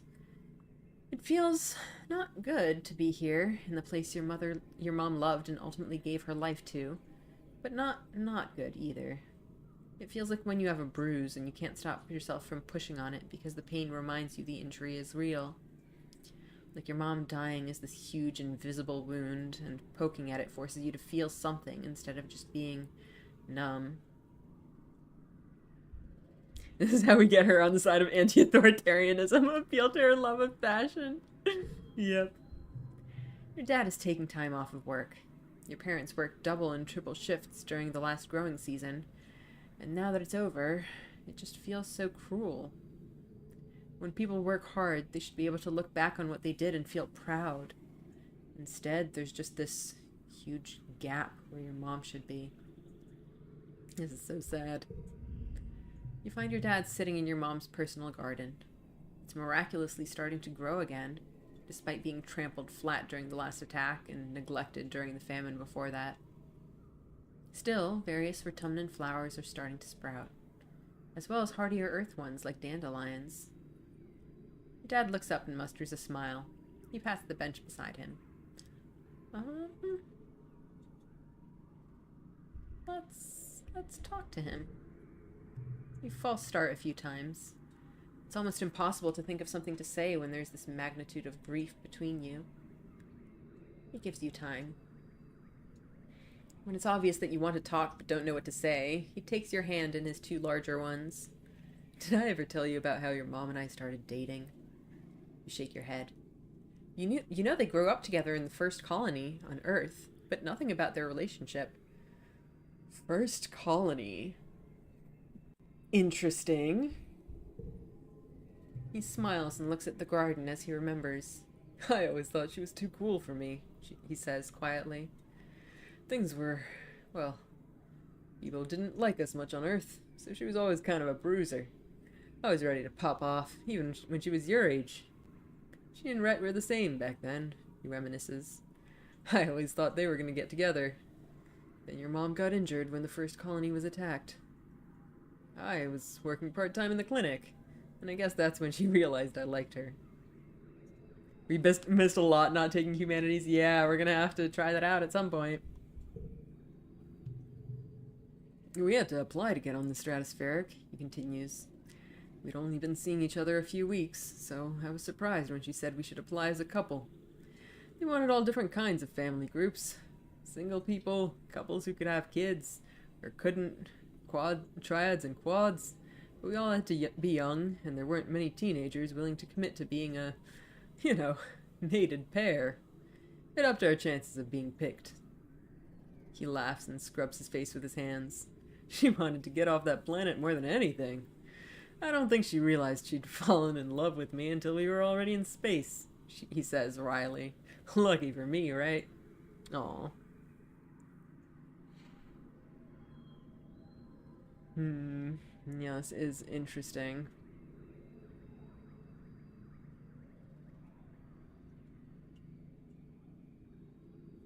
Didn't like as much systemic discrimination, perhaps.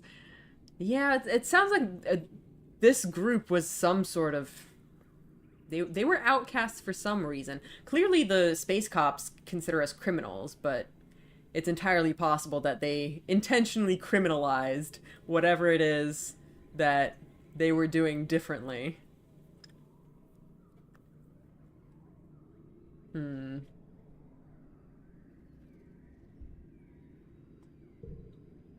Your dad shakes his head fondly. There aren't many people like your mom, kiddo. Yeah, I got that idea. You nod, surprised to feel a tear trickle down your cheek. There's so much you don't know about her and what she was like, more than just being your mom. It's really hitting you that she was a person before you knew her, and now you'll never know her like that. There's a past you'll never fully know, just like there's a future that she never will. Your dad puts an arm around your shoulders, and you sit like that for a long, long while.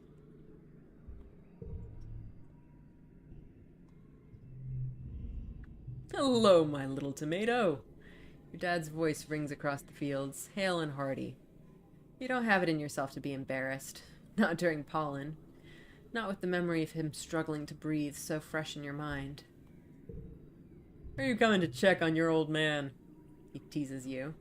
He takes a deep breath, holds it, and lets it all out comfortably. I'm doing great. No congestion, no sneezing, and I definitely don't want to take a hike outside the walls. That is good to hear. We did it, guys. Success. Man, I just realized that if we do decide to play a route where we don't cure the shimmer and Dad dies, that's going to be devastating. On second thought, maybe I don't want to do that. Maybe I don't want to do that.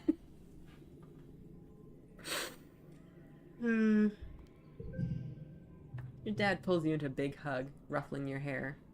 He smells like sunshine and dirt and sweat, and you've never been happier to breathe it all in. He's alive.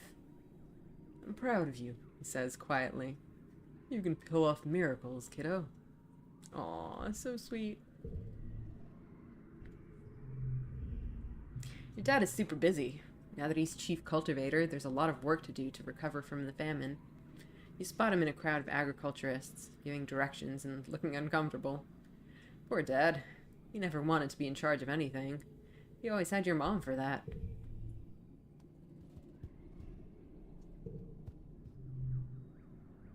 Geoponics is abuzz with activity. Repairs to the domes are underway, the fields are being replanted, and hydroponics from the Heliopause are being installed. Alright, what have we got? I guess it's just the same stuff as we had before. I don't remember if we ever got a chance to tend the animals. I think we might not have. Egg. Mine.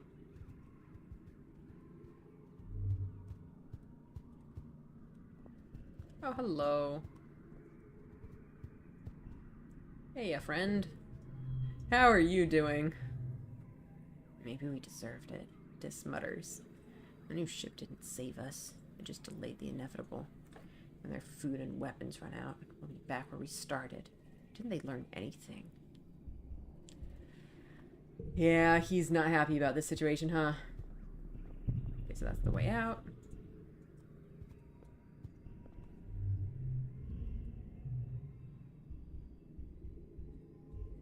Alright.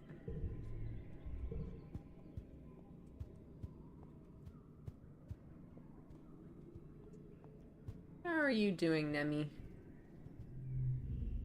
He was so close to having no humans, and instead he got double the humans. You and Nemi watch a unit of Helio soldiers jog by, with Vase in the lead. Did you see that guy? She says when they're out of earshot. He's kind of hot, right? Well, now I want to meet this guy. Oh, is that this guy? He is pretty cool looking. The garrison. The Helios have replaced the old garrison dojo with a huge underground bunker. It's much larger and better supplied, and abuzz with activity. Soldiers drilling, weapons being cleaned and inventoried, and animals herded into cages for study. You can't believe how many soldiers are down here. It must be the safest place on the planet. He's a real downer, but he does have a point about the colony's long-term prognosis. Yeah. Alright, who are you? This new boy from the heliosphere is a couple years older than you. He's very handsome, but the missing arm gives him a heroic, battle-scarred vibe. He stands tall and ready for action, even though it's a normal, boring day. The other recruits milling around the garrison give him a wide, respectful berth. Throws tomatoes. Alright, let's... I would rather you guys not give me any, like, hints about characters, because now, like, I'm wary of this guy. I want to let him have the opportunity to introduce himself so I can make my own opinions about him, but I see where some of our audience stands. It's entirely personal reasons. Understandable. His character design does speak volumes. It sure does. He has a look, for sure.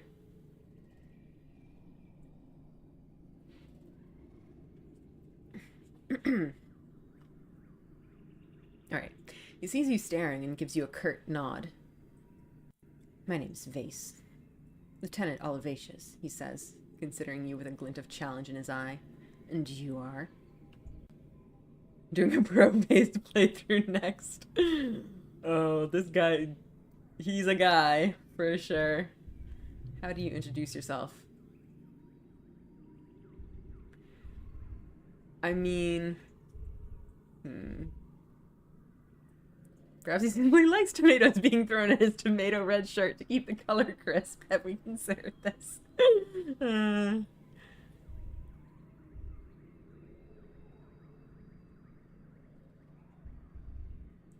I'm gonna say I'm a hard worker.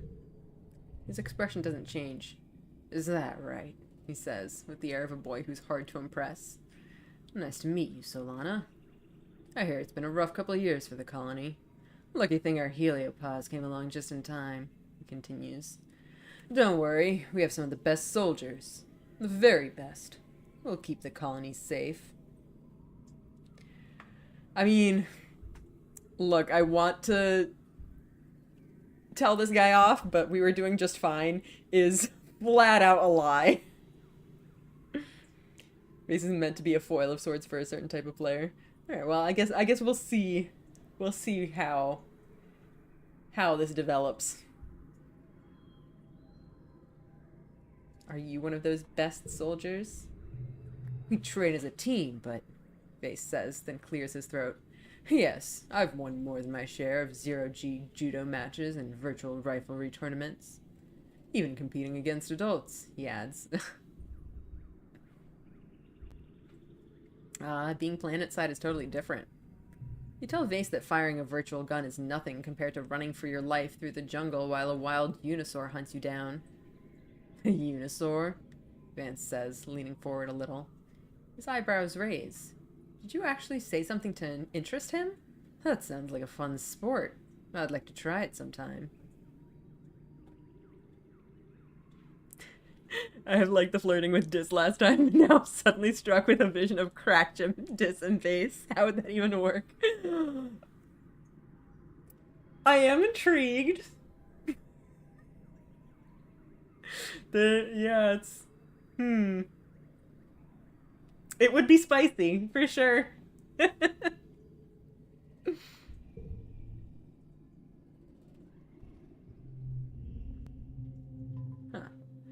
So, what do you do for fun here? Vase says, looking around.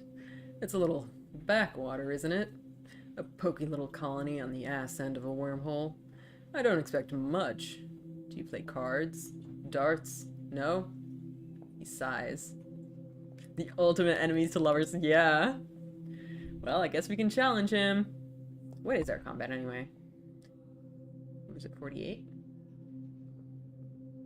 Yeah. Okay. Oh, I think we only have that because of our bonus. Or no, I think it's +5 bonus, right? Not +10.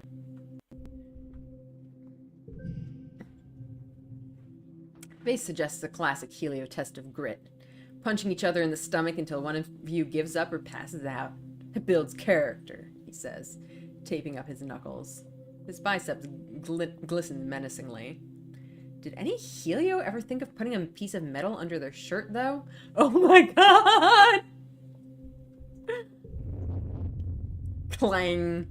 Vase's punch reverberates through the courtyard, and he yells and cradles his fist. He's surprised at first, and angry at his pain. But when you pull the sheet of metal from your shirt, he bursts out laughing. I win by default, he snickers. Don't be such a coward, Solana. Take it like a soldier.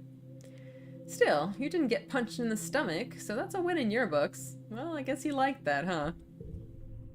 Alright. Maybe you're not too bad. No food, no weapons, no defenses, Base said, crossing his arms. No wonder you were almost destroyed. I don't know what I expected, but I figured it would have been better than this. Don't worry, though, he continues. We're here now. We can protect you. The laughter was endearing until he spoke up. Nemi fiddles with her personal defense plas cutter. Never thought I'd actually be using one of these, she says quietly. Guess we all gotta be ready to defend ourselves now. Yeah.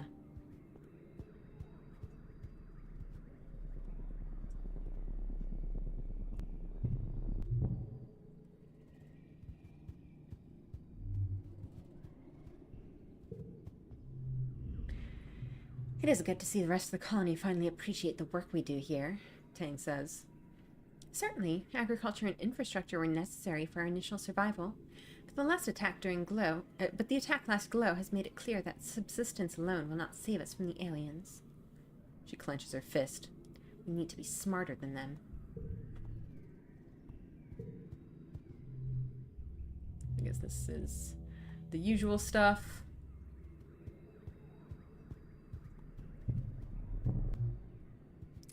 This, I think, is back to our room, right? Living quarters. The new common area is a hastily constructed platform clinging to the side of the Heliopause. Crews are hard at work incorporating the rigid hull into the natural landscape, creating a charming open-air place for gathering, eating, and relaxing. Just outside, you can hear construction happening on new living quarters for everyone from both ships. I don't think we've done help in the kitchens yet, also. We should check that out. I actually don't remember if we talked to Cal. I think we did. Cal looks like he's being run ragged. Hey, Solana, he says, leaning against a pallet of building supplies scavenged from the Heliopause. What's up? I don't have a lot of time. I gotta get these over to geoponics, and then we gotta get plants in the ground. Alright, have we missed anyone? Or anything? I think that's everything. We could study engineering or do some cooking / humanities. Our creativity and engineering are pretty low, yeah. I think maybe we'll start with... Can we go up here, actually? No, I don't think we can. I think maybe we'll start with cooking just because we haven't tried that out yet. But do we have any bonuses? Okay, we have that.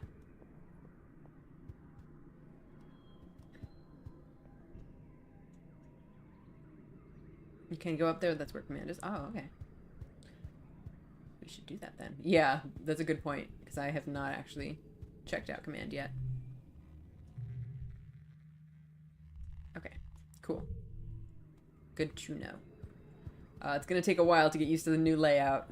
We're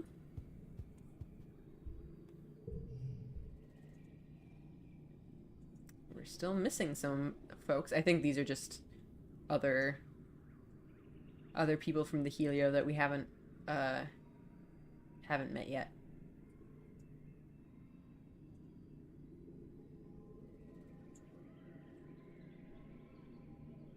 Alright, we got 3 new friendshipable people. / potentially also dateable people.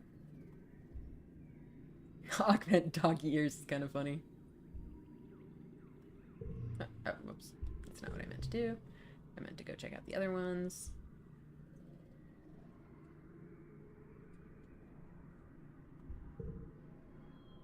So I guess, should we keep an eye on birthdays again? So we've got 16, 13,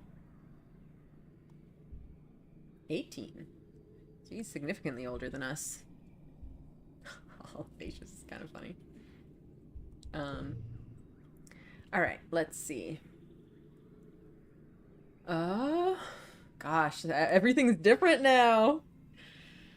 Okay, what do we want to do? So I think, hmm. I definitely wanted to get my reasoning and persuasion up because we've been getting screwed over by those a fair bit. Then let's see. Oh, I think biology we almost have. Oh, we're like really close to the next perk on that.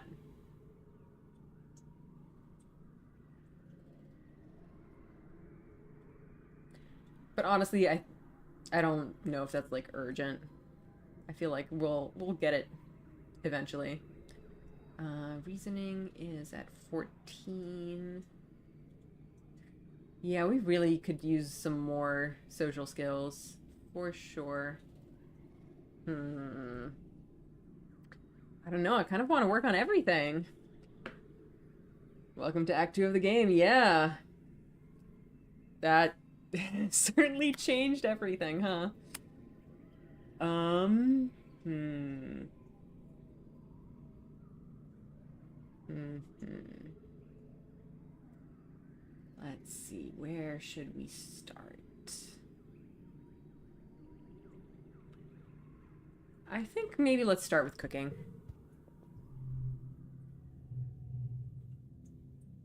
We're doing the physical and mental build or the fuck around and find out. Yeah, I guess so. So this gives us creativity and empathy, which we could definitely use.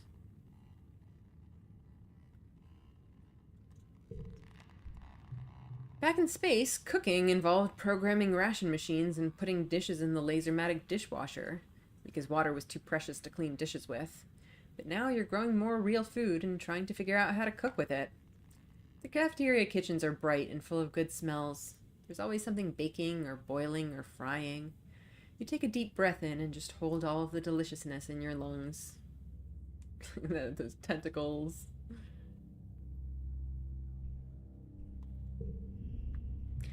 Chief Steward Anne, known to the kids as Antecedent, is in charge of everything in the living quarters, running the children's creche, coordinating the cleaning pots, and of course cooking for the whole colony. It's a lot of work, but she's good at delegating to all the kids she raised here, including you. She's a big believer in learning by trying, and doesn't mind if a few dinners are ruined in the process. I feel like she should mind, especially given how short we are on food. It looks like you're on your own this morning, Aunt Anne says, welcoming you to the kitchen. Don't you worry, though. We'll start you off with something easy. She shows you the kit to the kitchen nanoprinters. Just press this button and the ration machine will spit out a freshly pressed cake of soy rations. It's not tasty, but it is nutritious. Then she shows you to the range. A large pot of brown stew is bubbling away. Here's where the real magic happens, she says proudly. She takes a ladle and spoons up some of the stew so you can have a taste. See? For this stew we added homegrown veggies and spices. This is what I love about cooking, she says proudly. Turning raw ingredients into something better. Just by adding a little bit of work and a lot of love. Just like raising children. How about you, Solana? Why do you want to work in the kitchens?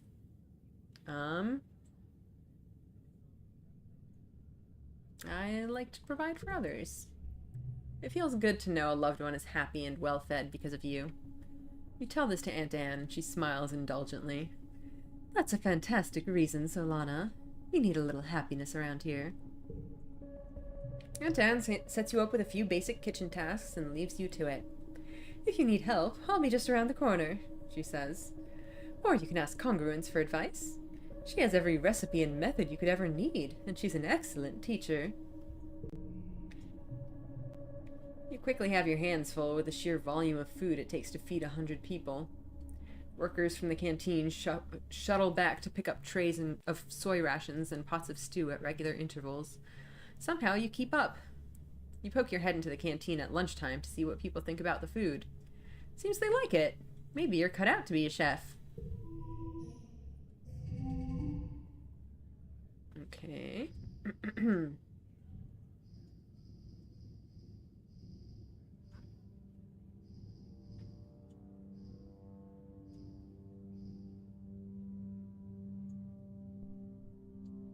So what if we do like a... And then we can get a 5.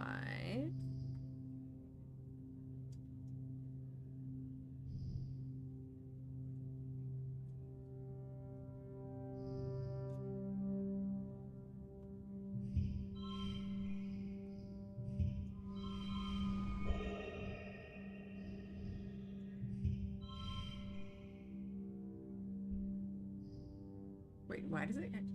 Oh, -3 to last card. Oh, gotcha. Okay, okay. Alright, well, I guess it is what it is.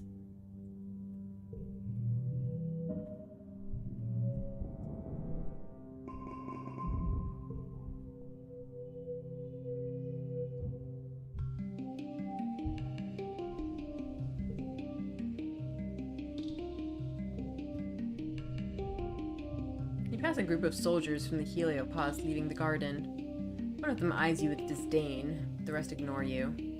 Inside, Cal is scowling as he rakes up a planting bed. His expression softens when he sees you, but not by much. -3 to last card. Cards, my beloved. Yeah. Hey, Solana, he says. Did you see those jerks? They're always sniffing around here, trying to start a fight with me. I think their leader's that mouthy kid Face. He leans his arm on one arm on his rake. Whatever. Joke's on them. I ain't gonna play their little soldier games. Are they gonna be picking on Cal? Because I guess Cal is like, you know, not really the combat-oriented type. Yeah, Cal is a seed guy, not a war guy, and they're gonna take that as weakness and gonna try to target him. And if they do, I am going to fistfight them.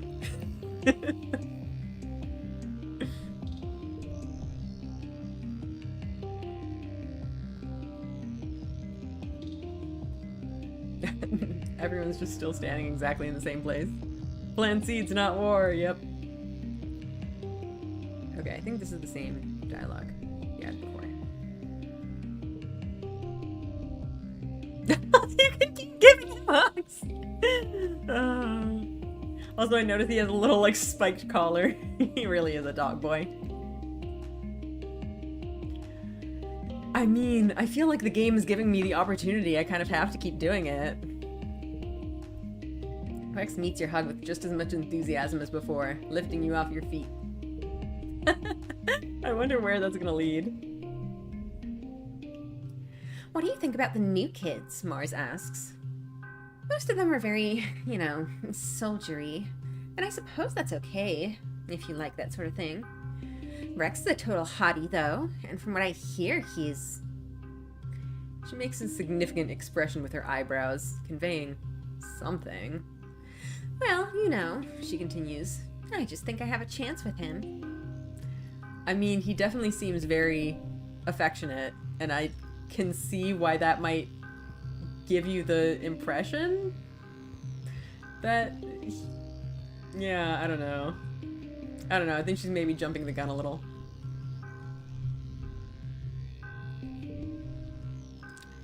Good luck, Dad. Alright, what was with the animal?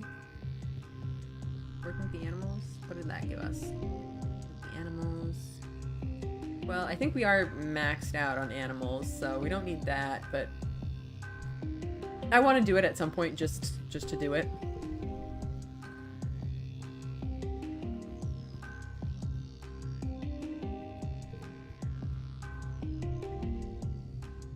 Stands at the mouth of his drainage sewer hideout, his arms crossed as he studies it from the outside. Do you think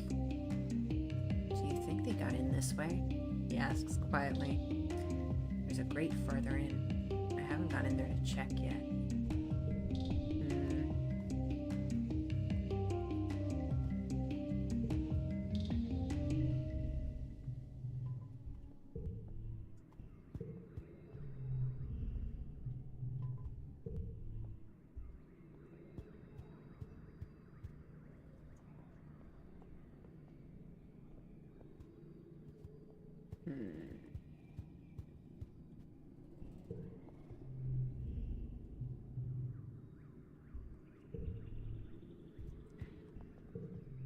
I wonder if maybe we should finally do a little bit of humanity. Creativity and persuasion. We do need more persuasion. Honestly, I don't really know what creativity will really give us. I'm intrigued to see what would happen if we did like a creativity run. Like, what would that even do? Because for the most part, it hasn't, you know, impacted anything important. Just like, you know, side quests, basically.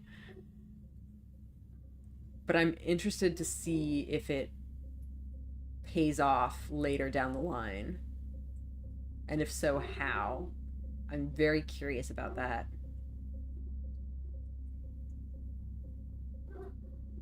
I think in general, like, you know, creative pursuits are kind of seen as things that aren't, you know, vital to survival.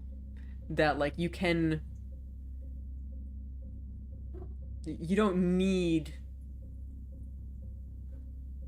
necessarily need it to, like, keep the colony running. But on the other hand, like, it's, you know, it definitely has its place in a survival situation, but maybe not. It's maybe not the most obvious thing, I guess. It is intriguing. I'll see where that leads. We'll have to try to find out. Yeah, exactly. I don't think we're going to find anything out in this run, but at some point I want to do a creativity run. Or at the very least, like a general social skills run.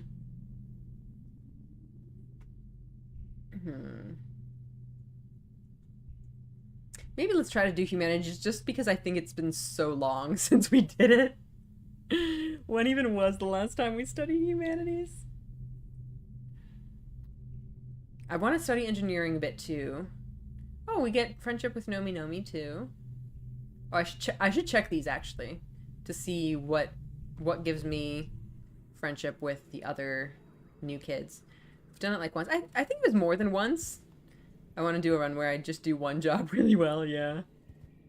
I think it was maybe like 2 or 3 times. But, like, I just do the cooking. Yeah, that's actually kind of what I was wondering about when I got to the cooking. Like, Solana's saying that maybe she makes a good chef. I was like, well, what if Solana just became the colony's chef? And just that was her role. Like, you could do that. Okay, right. I wanted to check out the different thingamabobs.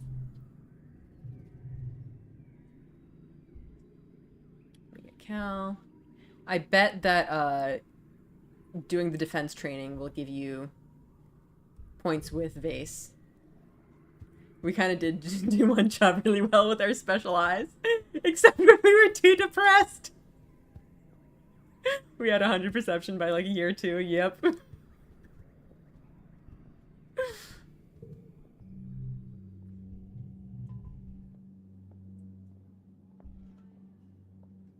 Yeah, this gives us friendship with Vase.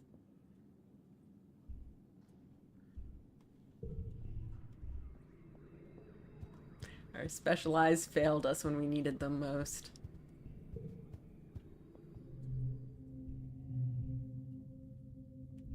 Okay, yeah, this we already saw. What else did I want to look at?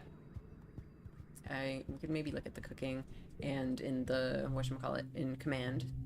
Oh, and I did want to check command, by the way. Oh, this gives us friendship with Rex. Okay. Oh, I didn't mean to click on him. Cal is kicking a small beanbag into the air, trying not to let it touch the ground. He's not very successful. That new kid, the dog boy, Rex, showed me how to play this, he says, groaning as the beanbag hits the ground again. It's a lot harder than it looks. Okay. Alright, what does command give us again? Oh, we get Rex for this too. Oh, are they both working on delivering supplies now? Can they hang out there?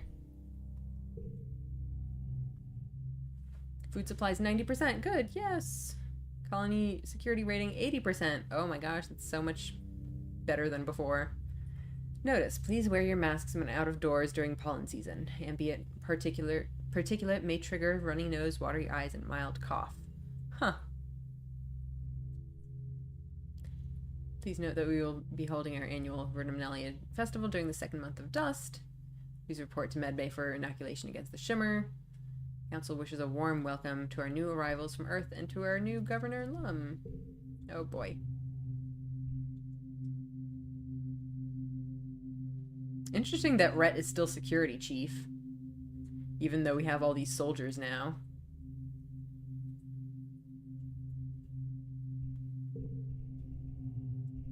What have we got in the supply depot? Just finding excursions more interesting and rewarding than anything else in the game, so I naturally gravitate towards that every time. Yeah, it's cool to hang out and explore places. I think this might be about the same as what we had before. I don't know if they've added anything. I don't think we really need anything right now.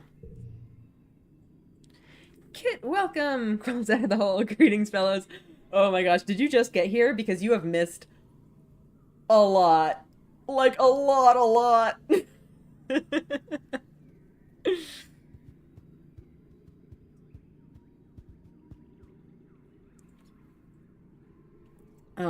Okay, what do we want to do?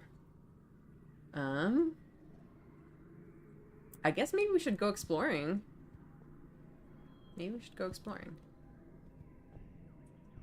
Where even is the way out? I forgot.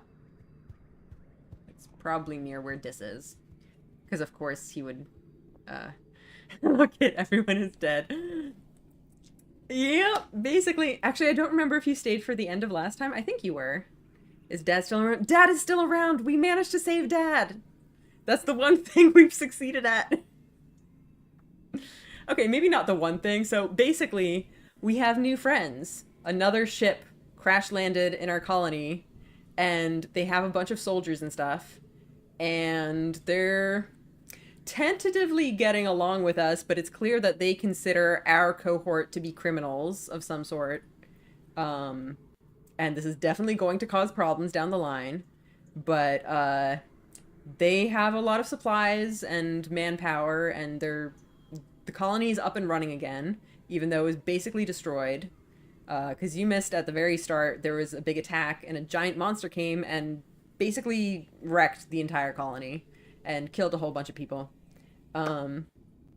So yeah, now we have these new friends who are helping us rebuild, bigger and better than ever before, but they're a little bit scary.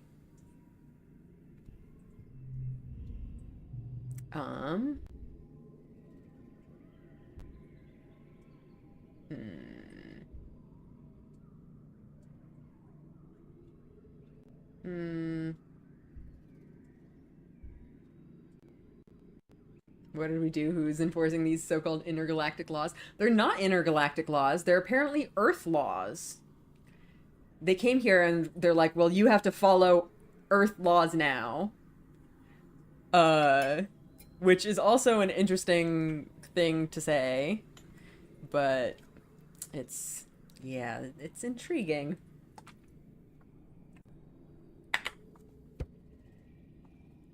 Alright, let's do some exploring. Where do we want to... Actually, you know what? It is maybe a little bit late for exploring.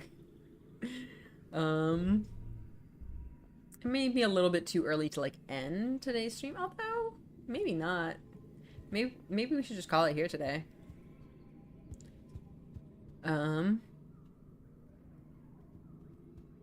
Yeah, I think maybe we'll call it here. We can maybe do some chatting about the state of things.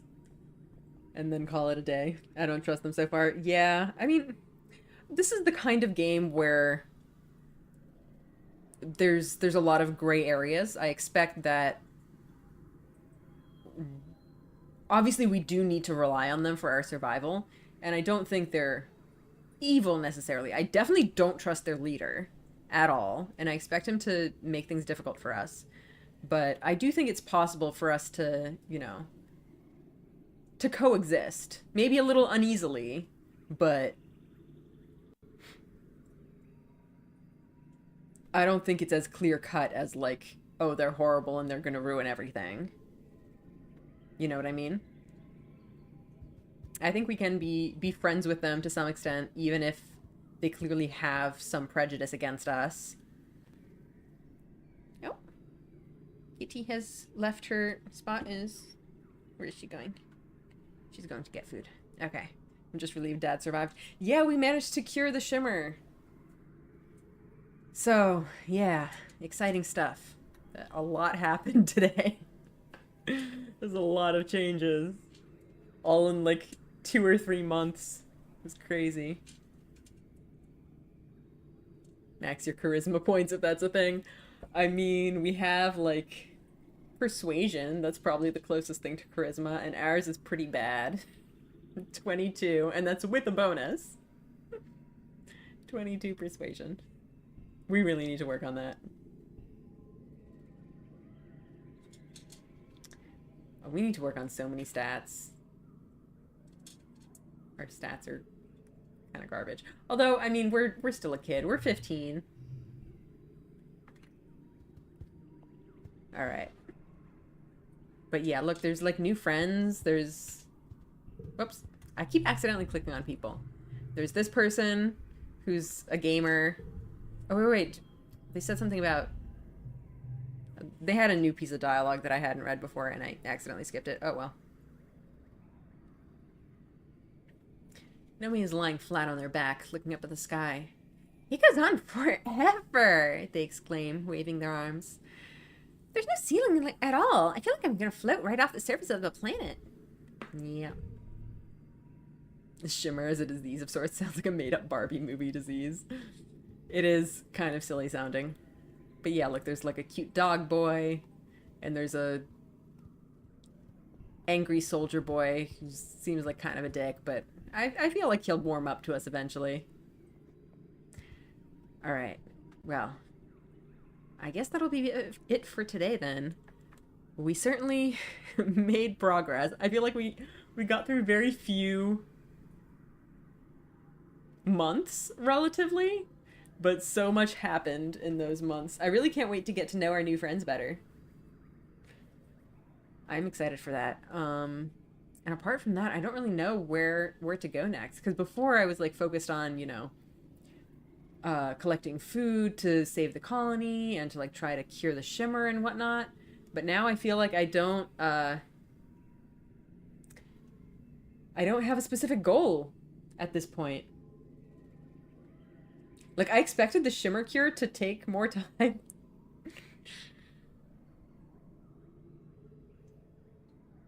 But yeah, I don't know what to do next.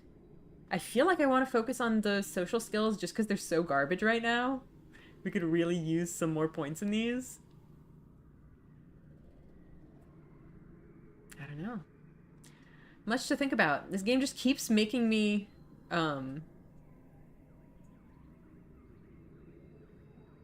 making me make decisions. I hate it. So many decisions. Too many decisions. I feel like Vase would be voiced by Dante Bosco. I'm trying to like remember what he sounds like. He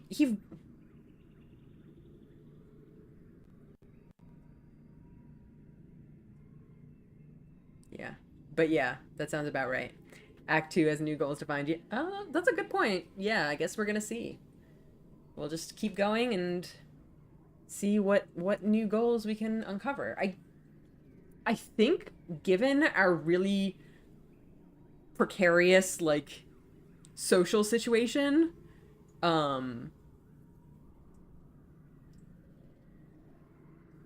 social skills are going to be really important.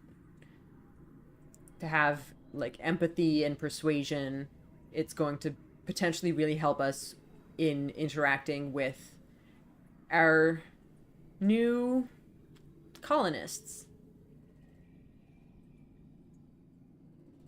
So yeah, I think that might be what I try to do. All right, well, that'll be it for today then. Thanks for coming. I know you guys were excited for this one because shit was gonna go down, and shit did go down. So that was a fun time. Man, poor Calm. I feel so bad about that. I wonder if he would die regardless of what you do, or if me being there actively contributed to his death. I would feel really guilty about that. But I guess we'll find out on whatever next run we do. The 15-year-old needs to make sure no one starts a civil war. Yeah, of course. Time to go back in the hole. Yeah, well, enjoy your fungus hole. All right. Thanks for coming, guys. 14 was one of our years of all time. It really was. This is going to be our year, surely. It'll be so much better than last year. It can't possibly be worse, right? All right. Good night, everyone. Yeah. Enjoy the rest of your day, and I'll see you guys next time. I guess I should probably try to figure out what the schedule is. There's no art stream this weekend. I actually haven't really looked into what the schedule for next week is. I think the game streams at least should be normal. I'm not sure if there's going to be a Speedpaint stream, but I think we should be back next Tuesday. All right. That's it for today then. All right. Bye, guys.